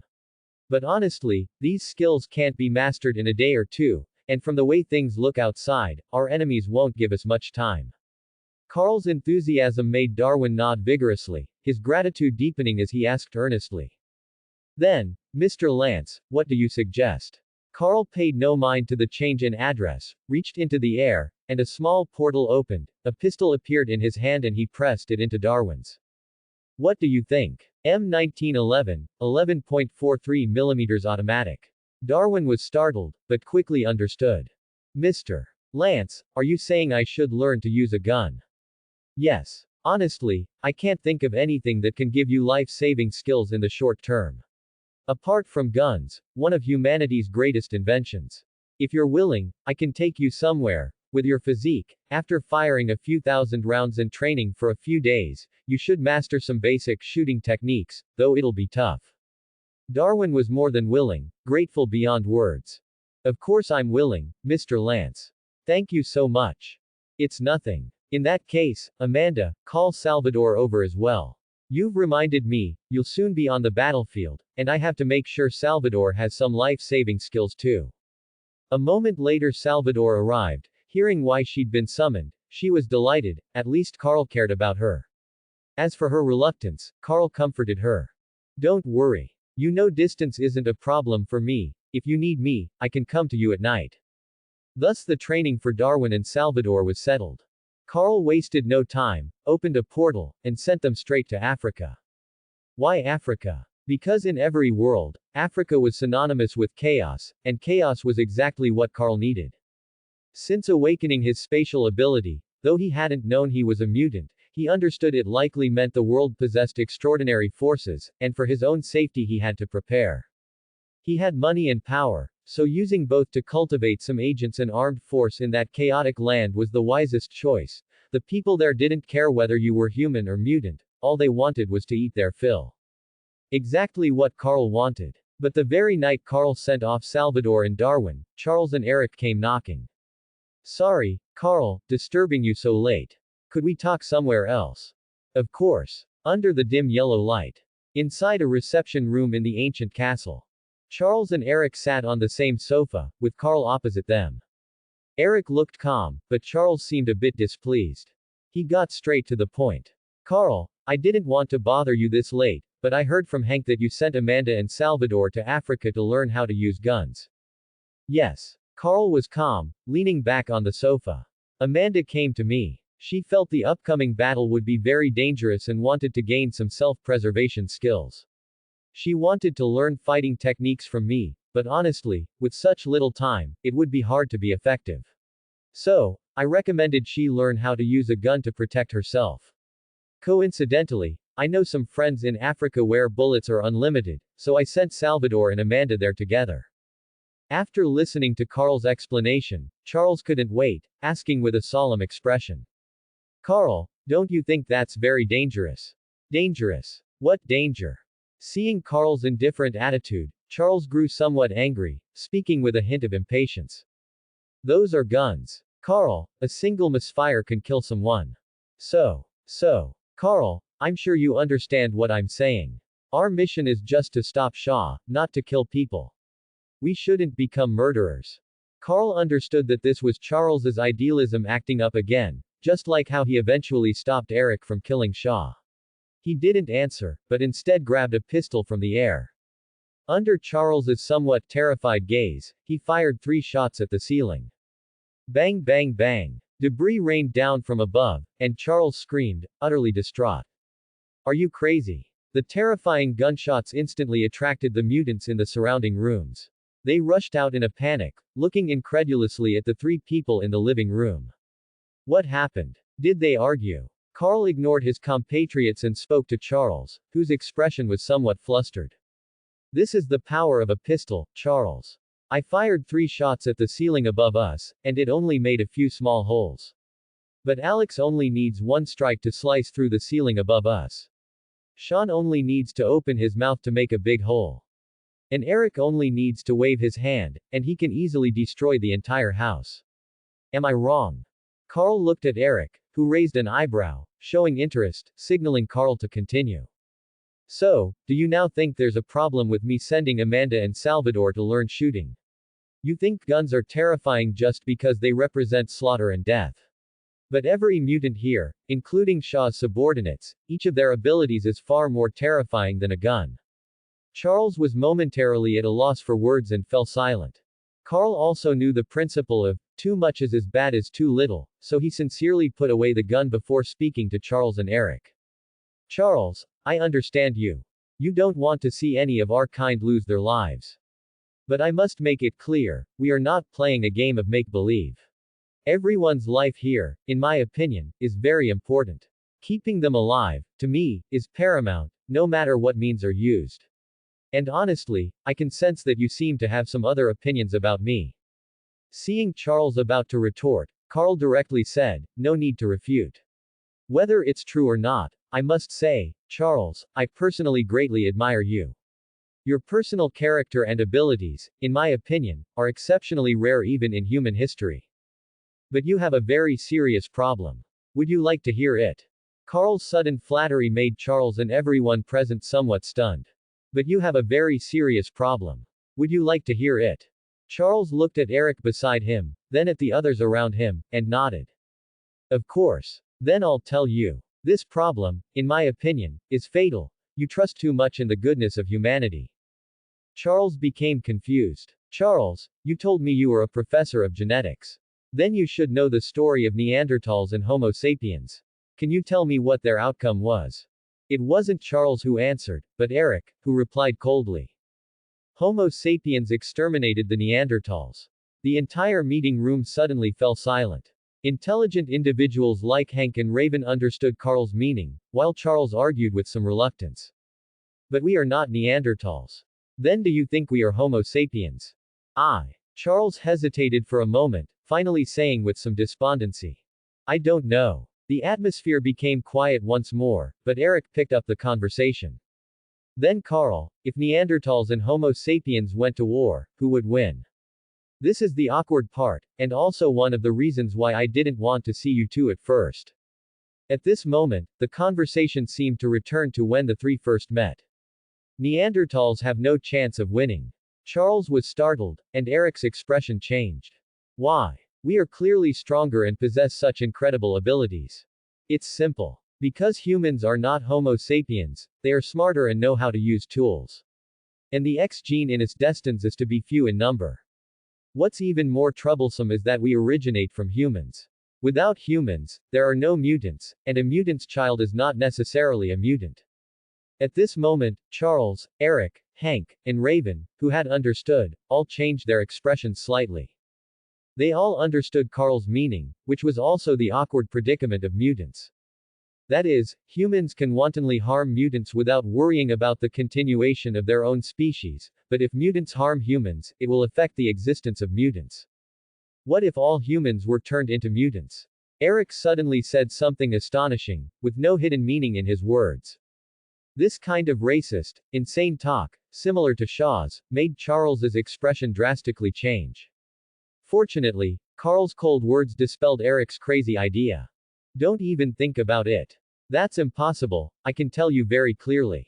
Why? It's simple. Not to mention whether it's technically achievable, even if it were, what do you think humans' reaction would be? Genetic mutation always has successes and failures. At that time, it would only intensify the conflict. Then, whether you like it or not, you would be forced onto a path, doing what you once hated the most, just like Sebastian Shaw is doing now, genocide. Carl's words made Eric's pupils contract. As a Jew, he was extremely sensitive to those 4 words. Eric fell silent, abandoning the crazy idea that had just popped into his head. Now, Charles and Eric in the room both fell silent, plunged into confusion by Carl's words. Raven looked left and right, then at Carl's calm demeanor, and asked the question that had remained unanswered that day. Then what do we do? Are we just going to hide ourselves forever like monsters? Carl looked at Raven, recalling her charming blue-skinned appearance that day, and said with a captivating smile. To be honest, I don't have a permanent solution to this problem either, but for the short term, I do have some ideas. Have you ever heard the saying, a triangle has stability? This inexplicably strange statement made everyone present stunned. Even Hank, the smartest person in the world, was stunned, while Charles and Eric looked at each other, realizing something. Then Charles looked intently at Carl, his eyes lighting up, and then he frowned and said, "You mean, besides us mutants and humans, we need to find a third party that can balance our conflicts. But who should we find? The Soviets." Carl rolled his eyes, then said without playing any more guessing games. "What do you think of aliens? Are there aliens in the X-Men film worldview? Definitely. Not to mention the alien who appeared in the Dark Phoenix movie. The mere existence of the Phoenix Force dictates that the X-Men world not only has aliens but also parallel universes. After all, before Carl traversed here, he had already seen the plot of Deadpool x Wolverine. Of course, he couldn't tell these things to the people in front of him. However, the answer about aliens still left everyone dumbfounded. Fortunately, after getting to know him over the past few days, everyone was already used to Carl's shocking statements, and after the initial surprise, they all became curious. Are there really aliens in this world? What do they look like? Are aliens similar to us humans? Carl didn't want to continue discussing this topic because it was pointless. Don't ask me, I don't know either. I'm just looking at it from the perspective of the astronomy I've studied. The universe is so vast that aliens might exist. However, one thing I can be sure of is that if aliens really do exist, they definitely won't be friendly to our Earth. At that time, humanity might need the power of us mutants. Alright, I've said what I needed to say. Charles, Eric, if you have no other questions, I'm going to rest. Eric remained silent, deep in thought, while Charles stood up and offered his hand to Carl, who shook it without hesitation. Thank you, Carl. I admit that before this, I might have misunderstood you, but now I understand that you simply see further than we do. It's imaginable that tonight, after everyone returns, aliens might become the topic of discussion for all of them. Carl once again gave a public address in front of everyone. The reason he was willing to talk so much was, of course, the hope that his mouth jutsu would succeed, leading more mutants to join his camp. He just hadn't expected the effect to be so good. Just as he returned to his room and was about to open the door, he noticed Raven had followed him. What is it, Raven? Is there something else? Carl did not offensively bring up the kiss from that night. Although it was indeed an impulsive moment then, it seemed a bit rash now. Raven seemed to have forgotten about it too, and she spoke with a hint of confusion in her expression. Can we continue discussing the issue from that day? I still have some questions. Of course, please come in. Carl opened the door, and Raven nervously followed him inside. Carl cleared the sofa in front of the window. Please sit. I'll be right back. Carl opened a portal and instantly vanished from the room, but within a minute, Carl walked back in carrying 2 white cups filled with white liquid, which he set down in front of Raven. Try it. What is this? Milk. Raven picked it up doubtfully, looking at the milky white liquid inside as she questioned him. Coconut water. I added honey, though. You don't seem very happy, and drinking something sweet might cheer you up. Raven took a sip. It was indeed very sweet, carrying a hint of summer heat and coolness. Where did this come from? Thailand. It's still noon there. Southeast Asia in this era was also a chaotic paradise, and Carl naturally wouldn't overlook it. Thank you, Carl. It really tastes great. No wonder so many girls like you. I can't help it. My biggest trouble is the love I receive from young girls and my inability to refuse them. Carl's shameless demeanor instantly lifted Raven's previously low spirits. At this moment, under the dim yellow light, the two sat facing each other. Through the window, they could see the pitch-black night outside. After slowly finishing the coconut water in the cup, Raven put the cup down, and then her body shifted, returning to her blue-skinned appearance. Hank used my cells to research a serum that can attack the cells in my body, causing my external mutation, allowing me to abandon this appearance and return to being a normal person without affecting my abilities. Carl immediately understood. So, you don't know how to choose? Yes. Have you asked anyone else? Carl picked up his cup, took a slow sip, and asked. Raven nodded, her golden pupils fixed on Carl. I want to know, if you were me, what would you choose? Carl thought for a moment and slowly replied. We are different, I am a man, and you are a woman. But even so, if it were me, provided the serum is safe, I would inject it. Why? Raven's eyes immediately dimmed. So, you also can't accept this appearance? No. Carl slowly sat up, moving his body closer to Raven. Raven, why don't you consider yourself a perfect person? Raven's eyes became confused. We are mutants, but we are also human. As long as we are human, we have desires, and suppressing desires is exhausting. Carl looked directly into Raven's eyes and spoke slowly in a deeper tone. Raven, do you know what you look like in my heart? Raven's eyes became bewildered. You are Raven, you are Mystique, but more than that, in my eyes, you are a beautiful young girl of only 20 years old. What are girls your age doing? Going to school, falling in love. But you have already been forced to save the world. So, is there anything wrong with just wanting to be like a normal person? Just like the men in this world who want to be handsome and the women who want to be beautiful, is there anything wrong with them? The pursuit of publicly defined beauty is everyone's right. Raven's eyes became moist. So, follow your heart, Raven. Don't suppress your true inner thoughts. If you can truly accept yourself as you are now, then refuse it. If you can't accept it, then don't hesitate, provided it's safe, of course. And, saying this, Carl reached out and wiped away the tears falling from Raven's eyes. You are truly beautiful right now. At this moment, tears streamed continuously from Raven's golden pupils, and she spoke with her body trembling slightly. Can you kiss me? Just like that night. Of course. Carl stood up from the chair, then knelt before Raven. He gently caressed Raven's cheek with one hand and lightly kissed her. This kiss contained the sweetness of the coconut water and the bitterness of tears. After a long while, the two slowly separated. Are you happier now? Thank you, Carl. Carl wiped the tears from Raven's face, then courteously moved away and sat back down on his chair. Looking at the night outside, he suddenly said something that came to mind. Do you remember the first question you asked me? A trace of confusion appeared on Raven's face. You asked me why I wasn't troubled by my mutant identity. Now I can tell you the true answer, because the only person in this world who cared about my mutant identity is no longer here. A pity, Carl never did get Raven into bed as planned. Especially in Mystique's form. Raven, her mischief back, cheerfully excused herself. Carl had meant to look for Salvador, but only a day later the high-intensity marksmanship had left her exhausted.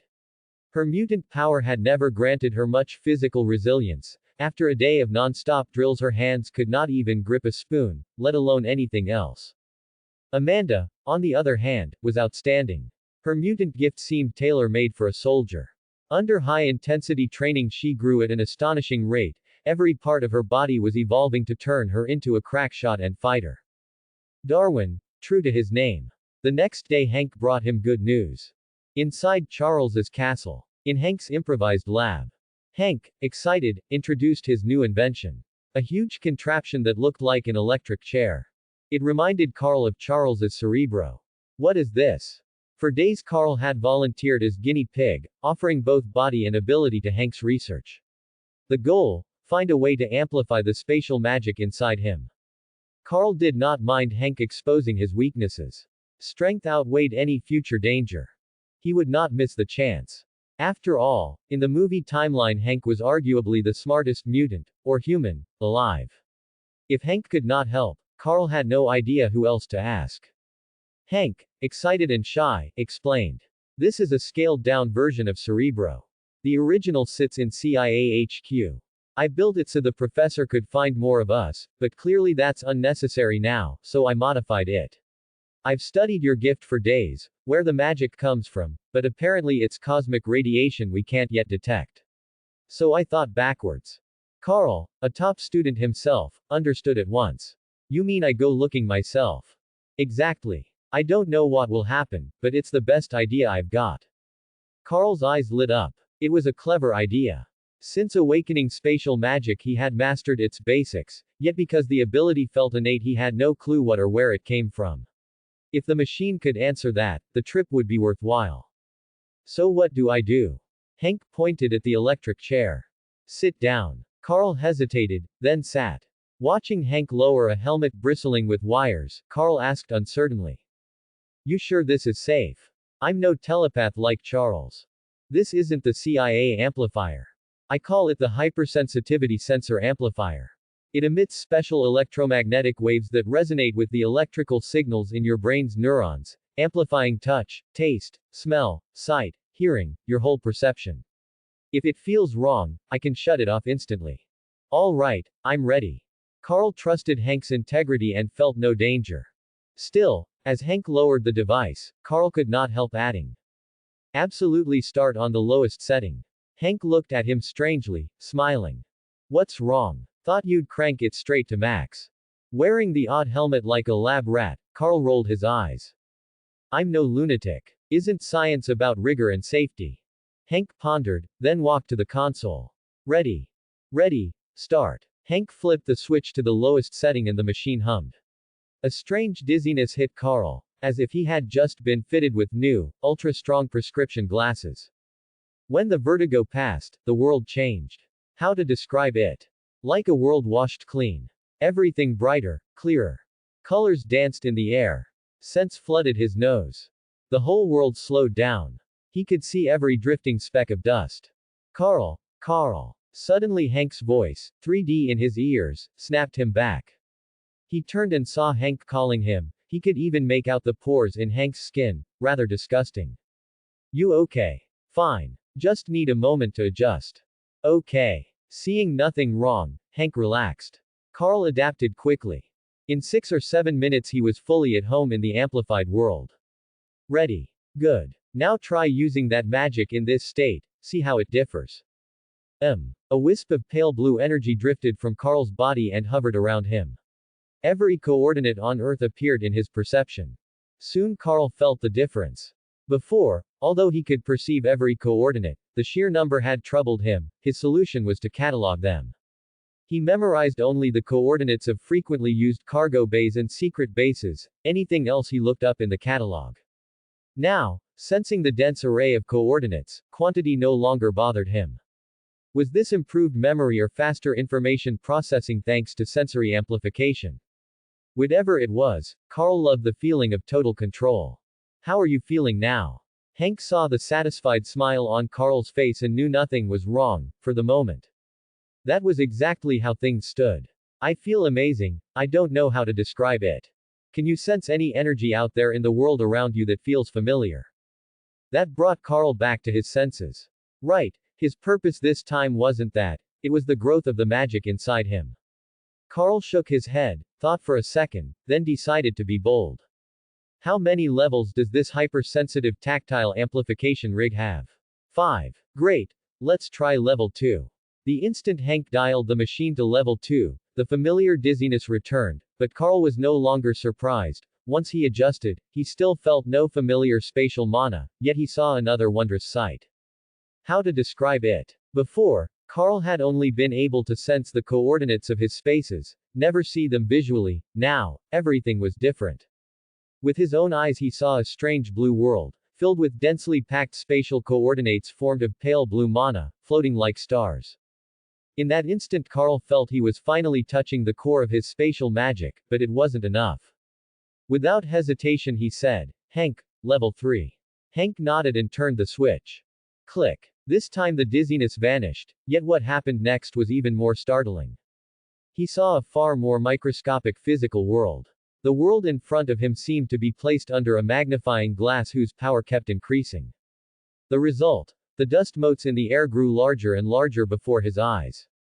From barely visible, they slowly swelled to the size of fists. He could clearly see every uneven, twisted texture on their surfaces. The scene reminded Carl of the movie Ant-Man. It seemed he had gained the ability to observe the micro-world. Did that mean his mana was somehow linked to the PIM particles in Ant-Man? Carl. Three-dimensional surround sound rang in his ears again. Carl could no longer see Hank, only a mountain-sized silhouette swaying in front of him. I feel fantastic, Hank, level 4. Because he felt no discomfort, Carl spoke at once. Got it. Click. As Hank shifted to level 4. An unprecedented sensation swept over him. Carl felt he had entered a miraculous state. His gaze pierced the gigantic dust motes, revealing bacteria, fungi, and a cosmos-like void. The bacteria and fungi drifted like meteors and planets through the emptiness. Carl had never seen anything so bizarre yet indescribably beautiful. In that instant hesitation vanished. Hank, level 5. Inside Charles's castle. Moira arrived today. While the mutants trained, the US discovered Soviet structures in Cuba that experts confirmed as launch pads for 2,000-plus kilometer range missiles capable of striking anywhere in the continental US. Worse, those launchers might be fitted with nuclear warheads. President Kennedy, furious, addressed the nation. In the drawing room, Charles, Eric, Moira, Raven, Alex, and Sean listened to the broadcast.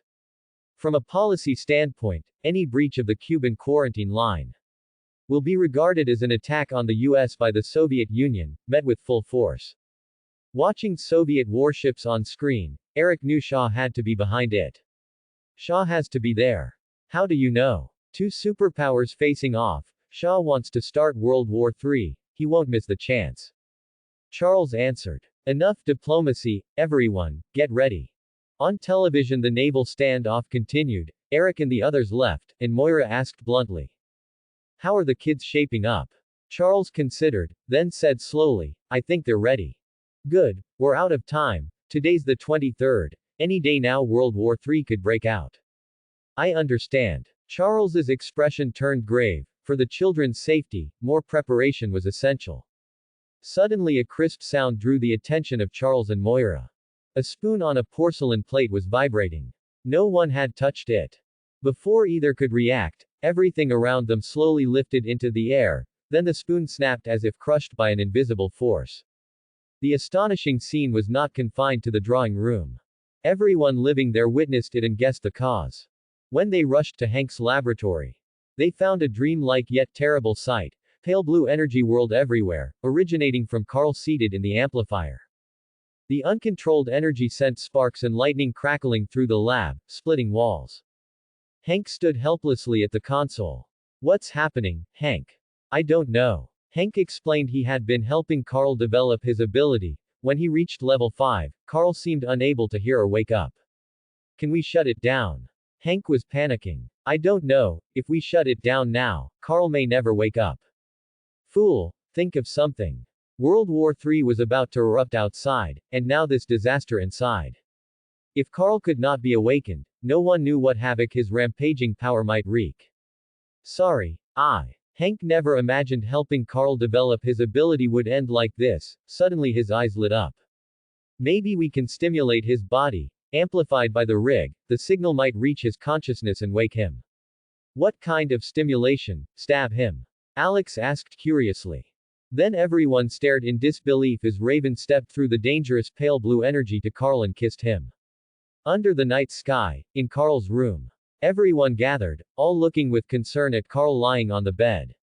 Hank examined Carl carefully, only breathing a sigh of relief after confirming he was fine. Rest assured, Professor, Carl's body has no problems, he's just a bit weak. Charles and the others finally relaxed. Carl looked at everyone apologetically. Sorry, this was my fault. I overestimated the risks of exploring the unknown world. If not for Raven, I might never have returned. Carl thanked Raven with a glance, she answered with a gentle look.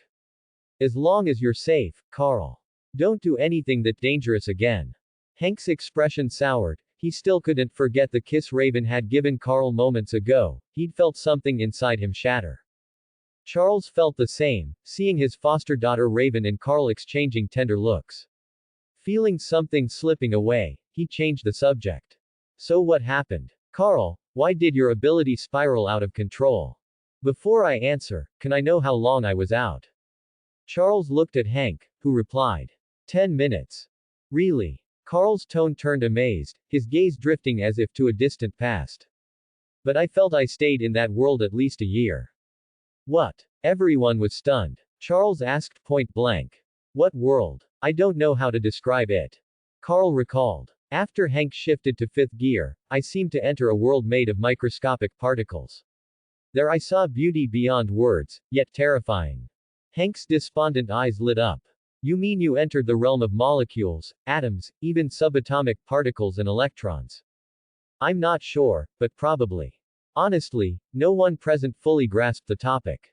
Though Charles held a doctorate, it was in psychology and genetics, physics left him lost, so he asked something else. Then why didn't you come back? Wake up, I mean. I couldn't. I entered a bizarre state. Imagine your consciousness leaving your body and entering that vast world alone. It was enormous, like the universe, even bigger. I got lost at once. Worse, though I could still use my powers, I couldn't sense the coordinates I'd set in the outside world. It exceeded my perception. I was like a stone adrift in deep space, unable to find the way back, until. Carl looked at Raven, his gaze soft. A gorgeous light, multicolored like an angel descending, appeared. Following it, I found my way home. All right. Charles didn't know what to say. Alex at the side muttered. So that's the power of love. Charles and Hank both looked displeased. Hurried footsteps sounded outside. CIA agent Moira entered. Sorry, everyone, I've got bad news. She glanced apologetically at Carl on the bed. Mr. Carl, I know this sounds heartless, but can you join the operation in your current state? Her words made everyone uneasy. What happened? Moira produced CIA intel she'd just received. Just now, the mutant Emma Frost held by the CIA was broken out. Besides Red Devil and Riptide, there was a mutant we've never seen before. She handed the file to Charles, looking grim. Looks like Sebastian Shaw has recruited another helper. He almost single-handedly slaughtered all the agents guarding Emma's detention site. Every mutant present paled, including Carl. From the photo in Charles's hand, he recognized the newcomer. Wolverine's half-brother, Sabretooth. So, butterfly effect. Carl realized staying out of it was no longer an option. Still, he had no intention of fighting directly. Because of the nature of spatial magic, Carl knew his role, a major ranger. He wouldn't risk his life in close combat with those monsters. Not unless he gained Wolverine's regeneration and immortality. Besides, he had more important things to do. This trip to the particle world had yielded great rewards. While he still didn't know what his spatial magic truly was, he'd confirmed a hypothesis and gained 2 new abilities. The hypothesis: his spatial manipulation power wasn't solely tied to his X gene, his transmigrator soul played a crucial role. He'd wondered before, after all, a transmigrator's only difference was the soul, but lacked proof until this journey. The evidence: when he entered the microscopic particle space in a disembodied, mind-like state, he could still use spatial magic. And when he called upon it, the magic didn't emanate from his body as usual, it simply appeared from the surrounding space. As if the spatial spells broke through a wall to arrive. It reminded him of Marvel's concept, the fourth wall. In short, the fourth wall separates the comic world from the real one. Carl's transmigration had shattered that wall, only, unlike Deadpool who came from comic to reality, Carl went from reality into the comic world. On top of that, he'd gained two abilities. The first he dubbed hypersensory state. Upon waking, though removed from the hypersensitivity sensor amplifier, he could still observe the microscopic world, clearly see the pale blue realm of all his spatial coordinates, and know them like the back of his hand. It felt as if the amplifier had unlocked a gene seal, evolving his body and awakening a new power, though nowhere near fifth gear levels. At most he could manage between second and third gear. The second ability was the greatest harvest of the particle world trip. He could now manipulate real space on a physical level. This space refers to the kind of three-dimensional space defined by XYZ coordinates. After entering that wondrous particle world, Carl noticed something interesting. Even though he'd slipped into a realm of the tiniest particles, the pale blue energy that composed his spatial magic showed no physical spatial change, no alteration in length, height, density, or size. Bear in mind, the particle world is minuscule, almost two-dimensional. There, atoms bloom into nebulae the size of soccer balls, yet his spatial magic remains a wisp of smoke. It gave Carl two hypotheses. Either the units of energy forming his spatial magic are far smaller than molecules or atoms, so no change is visible, or his spatial magic simply lacks any physical spatial concept. He had never considered this while developing his abilities before. Testing the two ideas was simple. He just had to keep condensing all of his spatial magic in one place. If the first guess was right, and the magic possessed physical space, gathering enough of it would eventually increase its volume. But if the second were true, now that would be intriguing. The result proved just that. When Carl compressed every scrap of spatial magic he could summon into a single point, it showed no physical spatial change at all. He could even compress it without limit if he wished. His second hypothesis had been confirmed. His spatial magic exists without physical spatial properties, it transcends the basic physical notion of space. It reminded him of a cosmic law weapon from the novel The Three-Body Problem, the two-dimensional foil, a terrifying device that can strip height from physical reality and collapse 3D space into 2D. And thus, inspiration struck. Carl is no scientist, he has no interest in dissecting what energy his spatial magic truly is, he only wants to turn it into a weapon that can protect him. So, during that year inside the particle world, he kept trying to see if spatial magic could affect the real world. And he succeeded. He still doesn't understand the exact principle, much like he can't explain how he warps space to create portals, but he has a rough guess. Spatial magic behaves like quanta, possessing a kind of quantum superposition. In short, when Carl needs spatial magic to occupy physical space, it does. When he doesn't, it doesn't. And when it does occupy space, he can even control the standard scale of that space. A centimeter is a centimeter in physics, yet Carl can make 2 centimeters behave as 1, or 3, 4, or more, and vice versa. When spatial magic in this rescaled state enters reality, it can alter the standard scale of real-world space, making things larger or smaller. Granted, Carl is nowhere near the insane level of the two-dimensional foil that can outright erase a dimension. For now, he can only influence reality by modifying the 3 dimensions of 3D space: length, width, and height. It's a bit like Pym particles in Ant-Man. The catch is, Carl's ability doesn't change an object's mass, only its volume, so unlike Pym particles, shrinking doesn't boost strength, nor does growing increase it. Volume shifts, but force stays the same. Still, for Carl, this was a monumental leap forward. With this first step, the rest followed naturally. Using it, he developed a series of intriguing abilities. For instance, spatial field. Carl can use spatial magic to generate a special spatial field around his body, a zone whose scale is twisted. At a glance, the field is as thin as a 1 centimeter pane of glass, yet it has been stretched to 1,000 meters, 10,000 meters, or even farther. Take a bullet as an example. Most handguns have an effective range of barely a kilometer, meaning that once a bullet enters this field it rapidly shrinks, vanishes inside, and, because its range is too short, never exits the field again, eventually losing momentum and falling. This more than covers Carl's defensive weaknesses and even boosts his offensive power. The pity is that he still can't manipulate or shatter real-world matter directly with spatial magic the way Scarlet Witch or Doctor Strange can. On top of that, being unable to alter mass is a bit troublesome. Otherwise Carl could use spatial magic to craft genuine storage artifacts, say, spatial rings. He can make spatial rings now, but the moment they hold too much their weight becomes excessive. Something worn on a finger is far less convenient than the original spatial coordinates. Still, with this first step taken, Carl is confident he'll solve the problem eventually. Right now, let's deal with Sabretooth first. It's him. Carl's sudden words made everyone present freeze. Moira asked in disbelief. You know this guy? I do. Your CIA doesn't have a file on him. Moira was stunned. Should we? Carl understood. Looks like your CIA and the military aren't as tight as I thought, otherwise you'd know about him. Carl's cryptic air left everyone, Moira included, bewildered. He didn't keep them waiting and told them everything he knew.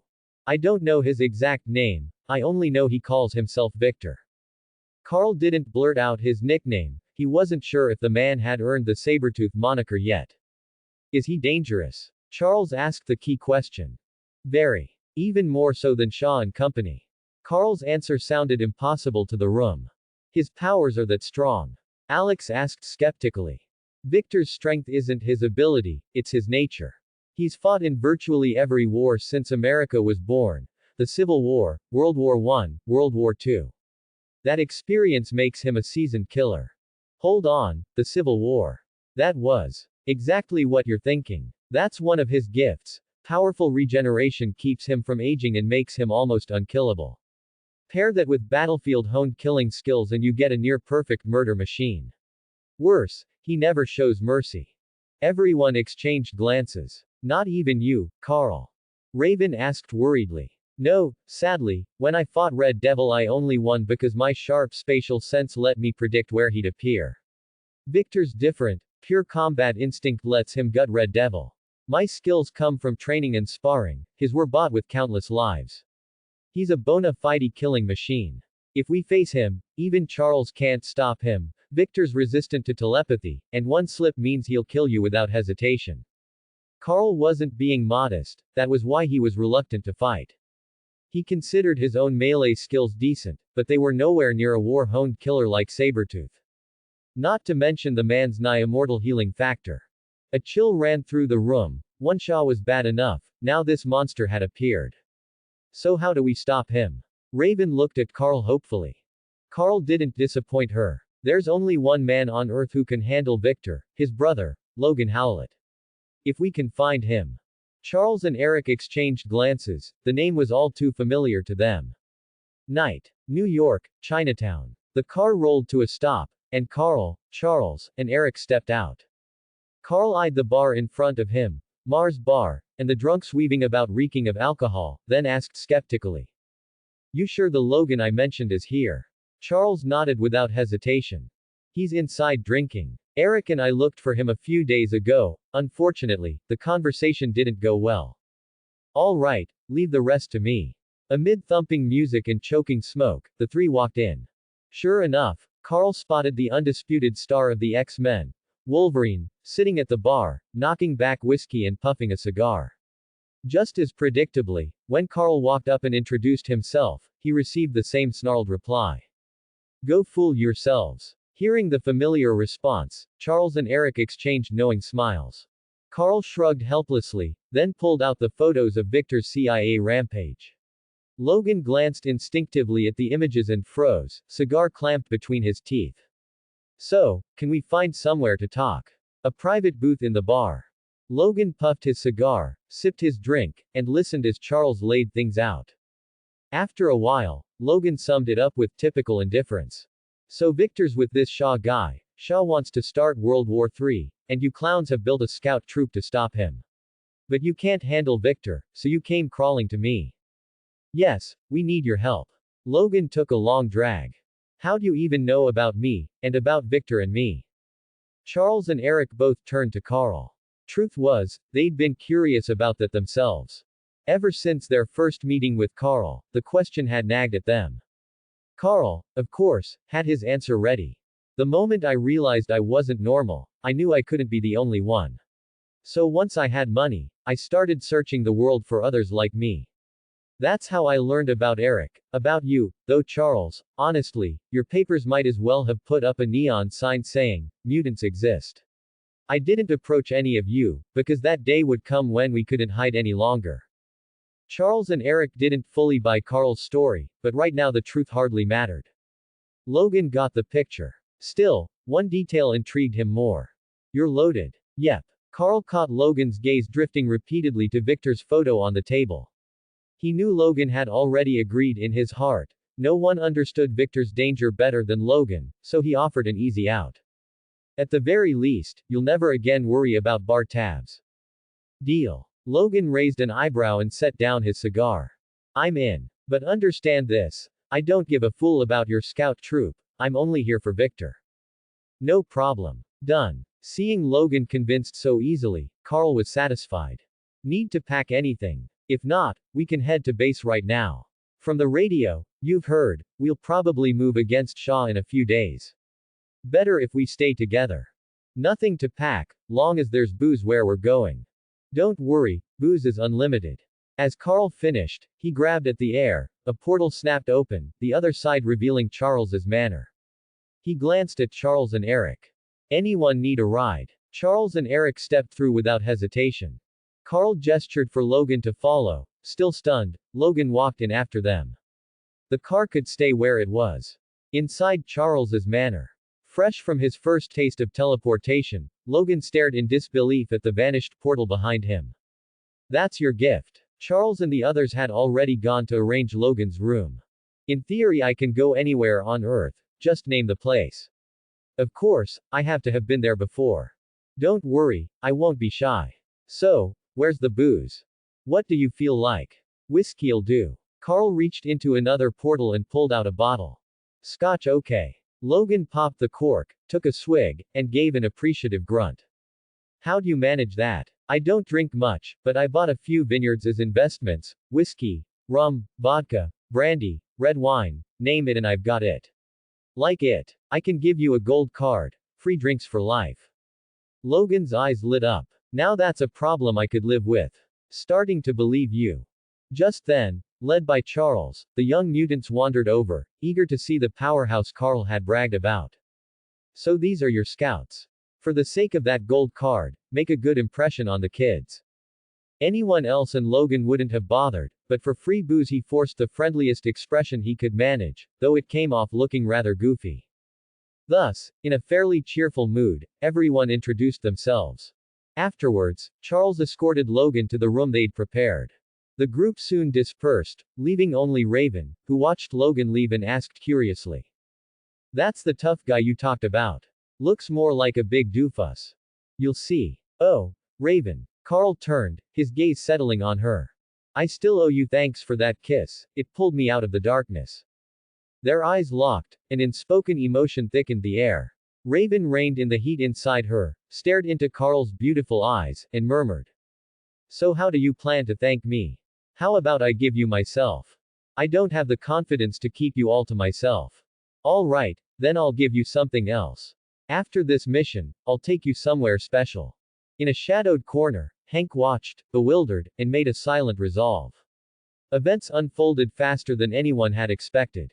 Ever since Kennedy's televised address, the Cuban Missile Crisis had spiraled out of control. Barely a day later, Moira was back inside the manor. Charles, we're out of time. According to CIA intelligence, tomorrow morning, the 25th, a Soviet freighter with no weapons on board will try to run the blockade off Cuba. Charles grasped the gravity of the situation at once. Even though the ship carried no arms, Washington would still see it as a provocation and open fire. World War III would become inevitable. Just then a fierce-looking Logan strolled over, leather jacket creaking, a cigar clamped between his teeth and a bottle in one hand. Who's this? Moira looked at the stranger, waiting for Charles to explain. This is Mr. Logan. Truth be told, Moira struggled to reconcile the man in front of her with the imposing warrior Carl had described, yet she politely extended her hand. Hello, Mr. Logan. I'm Moira, CIA agent. Victor's capture is in your hands. Logan's brow creased. He offered no reply, simply took a swig and sank onto a nearby sofa. Moira felt awkward, but Charles no longer had attention to spare. He quickly summoned everyone. For once the mutants were all present, even Carl had recalled Salvador and Amanda from Africa. Only 5 days had passed, yet both looked transformed, dressed as cowboys, Stetsons pulled low, boots climbing their calves. Amanda wore a leather jacket zipped tight, a long blade strapped to her back, while Salvador's armor barely covered her front, leaving arms and back bare, an outfit as daring as it was practical. Each carried 2 pistols at their hips, bandoliers heavy with rounds. Whoa! At the sight of them, Alex's and Sean's eyes lit up. Cool. Or those real? Without thinking, Alex reached for Darwin's sidearm, only for Darwin's iron grip to stop him cold. Everyone in the room felt the shift in Darwin's aura. Logan recognized it instantly, the aura of someone who had killed. Both women made their stance clear, stepping behind Carl. Amanda no longer called him Mr. Lance, it was simply, boss, her gaze loyal and unwavering. After these few days, Amanda and Salvador finally understood how formidable the gentlemanly Carl could be in that chaotic land. Charles sensed their change, but now was not the time to dwell on it. He relayed the intelligence at once. Eric could barely contain his excitement. So we leave tomorrow. Exactly. The final battle, Eric. I can't wait. Suddenly Logan, who had listened in silence, spoke up. So where's Victor? Moira answered. In the Caribbean off Cuba, right where the blockade is. Shaw and his people will be there too. How do we get there? On a CIA plane. Can I pass? Logan looked uncomfortable. Problem. Carl thought for a moment and said. I'll take Logan myself. The group exchanged puzzled glances. Logan looked stunned.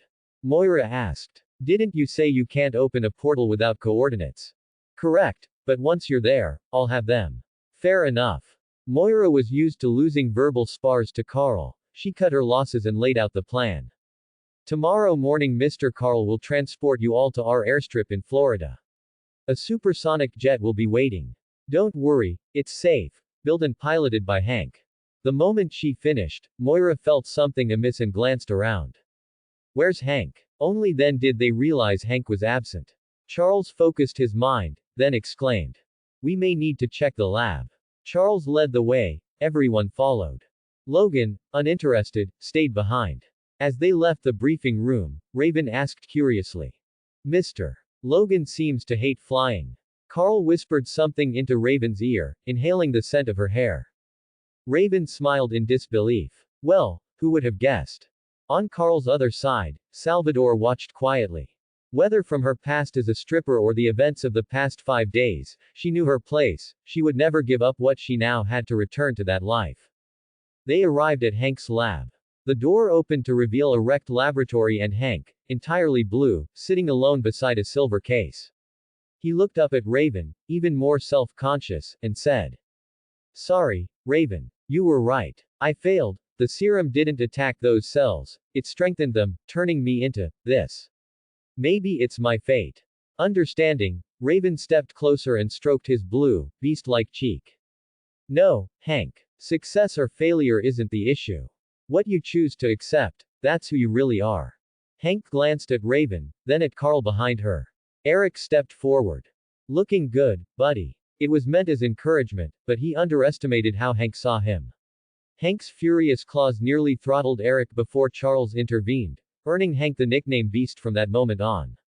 Releasing Eric, Hank opened the silver case to reveal the first X-Men uniforms he had prepared. For now they served only 2 purposes, bulletproofing and pressure resistance. Excellent work, Hank. Get ready, we leave tomorrow morning. Over the blue Caribbean Sea. Under the escort of 68 U.S. air squadrons and 8 aircraft carriers, a massive fleet of 90 warships blockaded the entire Cuban Sea area. Looking down from the sky, one could see the U.S.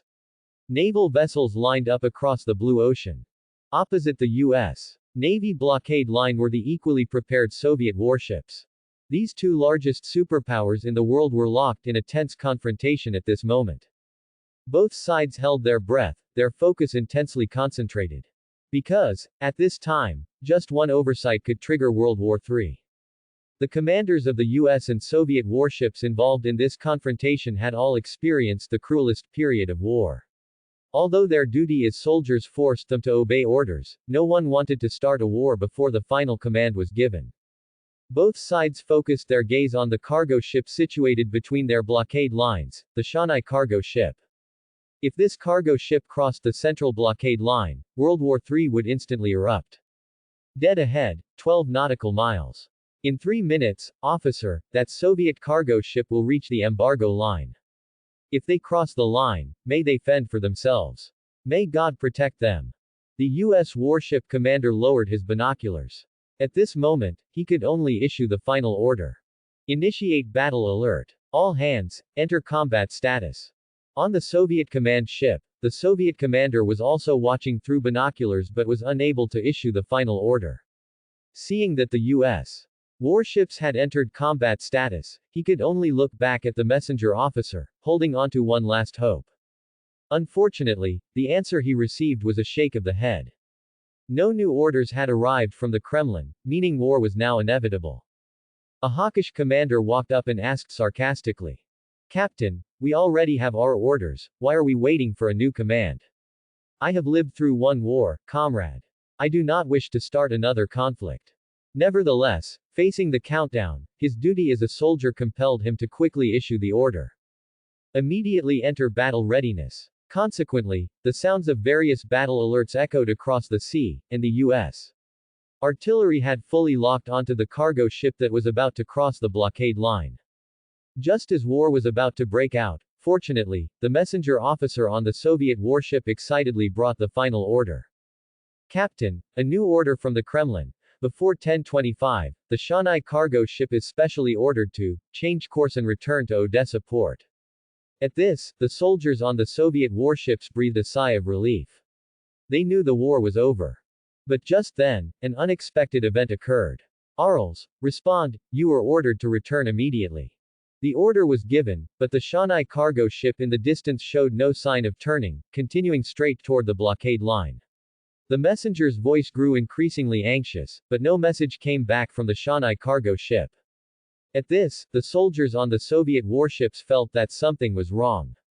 They relayed everything to the U.S. side via radio, but the U.S. only thought it was an old Soviet trick and kept their artillery aimed, ready to fire. Just as both sides were growing anxious, a sonic boom suddenly echoed, drawing everyone's attention. A supersonic jet was seen breaking through the clouds, appearing over the confrontation area from behind the U.S. warships. "Looks like the situation isn't great, huh?" Aboard the jet, Beast, who was piloting, immediately noticed the cargo ship about to cross the warning line and the open missile launch ports on the U.S. warships. Time was critical. Charles immediately used his telepathic ability to understand the current situation, and then he spotted the figure of Red Devil appearing on the cargo ship. "Everyone on that cargo ship is dead. Red Devil hijacked the vessel and is controlling it to drive toward the blockade line." Moira, sitting in the co-pilot seat, immediately spoke. "If this ship crosses the line, it will be bombed by the warships, and war will begin." Everyone's expression changed. Seeing the tense situation, Charles had no other option. He immediately used his telepathic ability to control the hawkish commander on the Soviet warship. Boom! A missile silo on the Soviet warship opened, and a missile, spewing flames, launched. This stunned the U.S. warships that had already started their countdown and were preparing to fire. They thought the Soviet Union had started the war early, but then they watched as the missile grazed the jet and struck the cargo ship directly. Phew. Although it was strange, everyone on both the Soviet forces and U.S. forces warships breathed a sigh of relief at that moment. "Well done, Professor." Aboard the supersonic jet, everyone was excited to see this scene. The crisis was finally resolved. Next was catching Shaw and his accomplices. But there was a problem. The supersonic jet's radar couldn't locate submerged submarines. Fortunately, Shaw's ultrasonic ability was a natural sonar. Aided by Charles's telepathic ability, Charles quickly found the location of Shaw's submarine. Next, it was up to Eric. Consequently, both the Soviets and the Americans noticed the jet suddenly hovering above the sea. What are they doing? They didn't understand, but they soon saw, and they were dumbfounded. At this moment, the existence of mutants was finally revealed to the world. To the astonishment of the Americans and Soviets, a steel submarine weighing over 10 tons flew out of the deep blue sea, floating in midair in violation of the laws of physics. Even an idiot would know what was happening now. My God. On top of the flying submarine, the hatch opened, and Riptide's figure appeared. Looking up at Eric, who was controlling the submarine, Riptide immediately conjured a tornado in his hands. Without Charles needing to prompt her, Salvador stepped forward. "I'll take this guy." 2 insect wings appeared on her back, and she flew out at high speed. She immediately spat a fireball at Riptide, forcing him to halt his ability.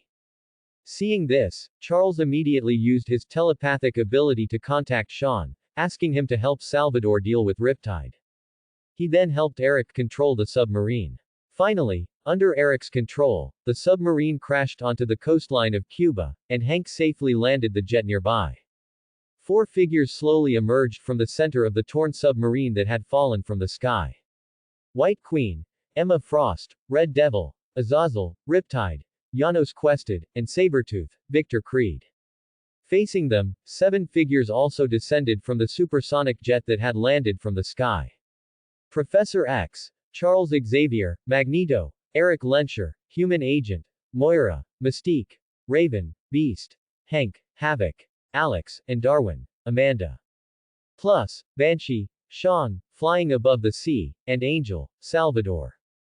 This appeared to be a 4 vs 9 situation, with Charles's side having a clear advantage, but judging by the excitement shown by the group opposite, they knew this battle wouldn't be easy to win. On Shaw's side, the newly joined Victor bared his fangs, looking at the youngsters with great interest. "Are these the scouts you mentioned? They don't look like much, do they?" But soon, Victor's pupils contracted, and he grew even more excited. Because facing him, a portal opened, and his good brother, Logan appeared before him. Thanks for watching.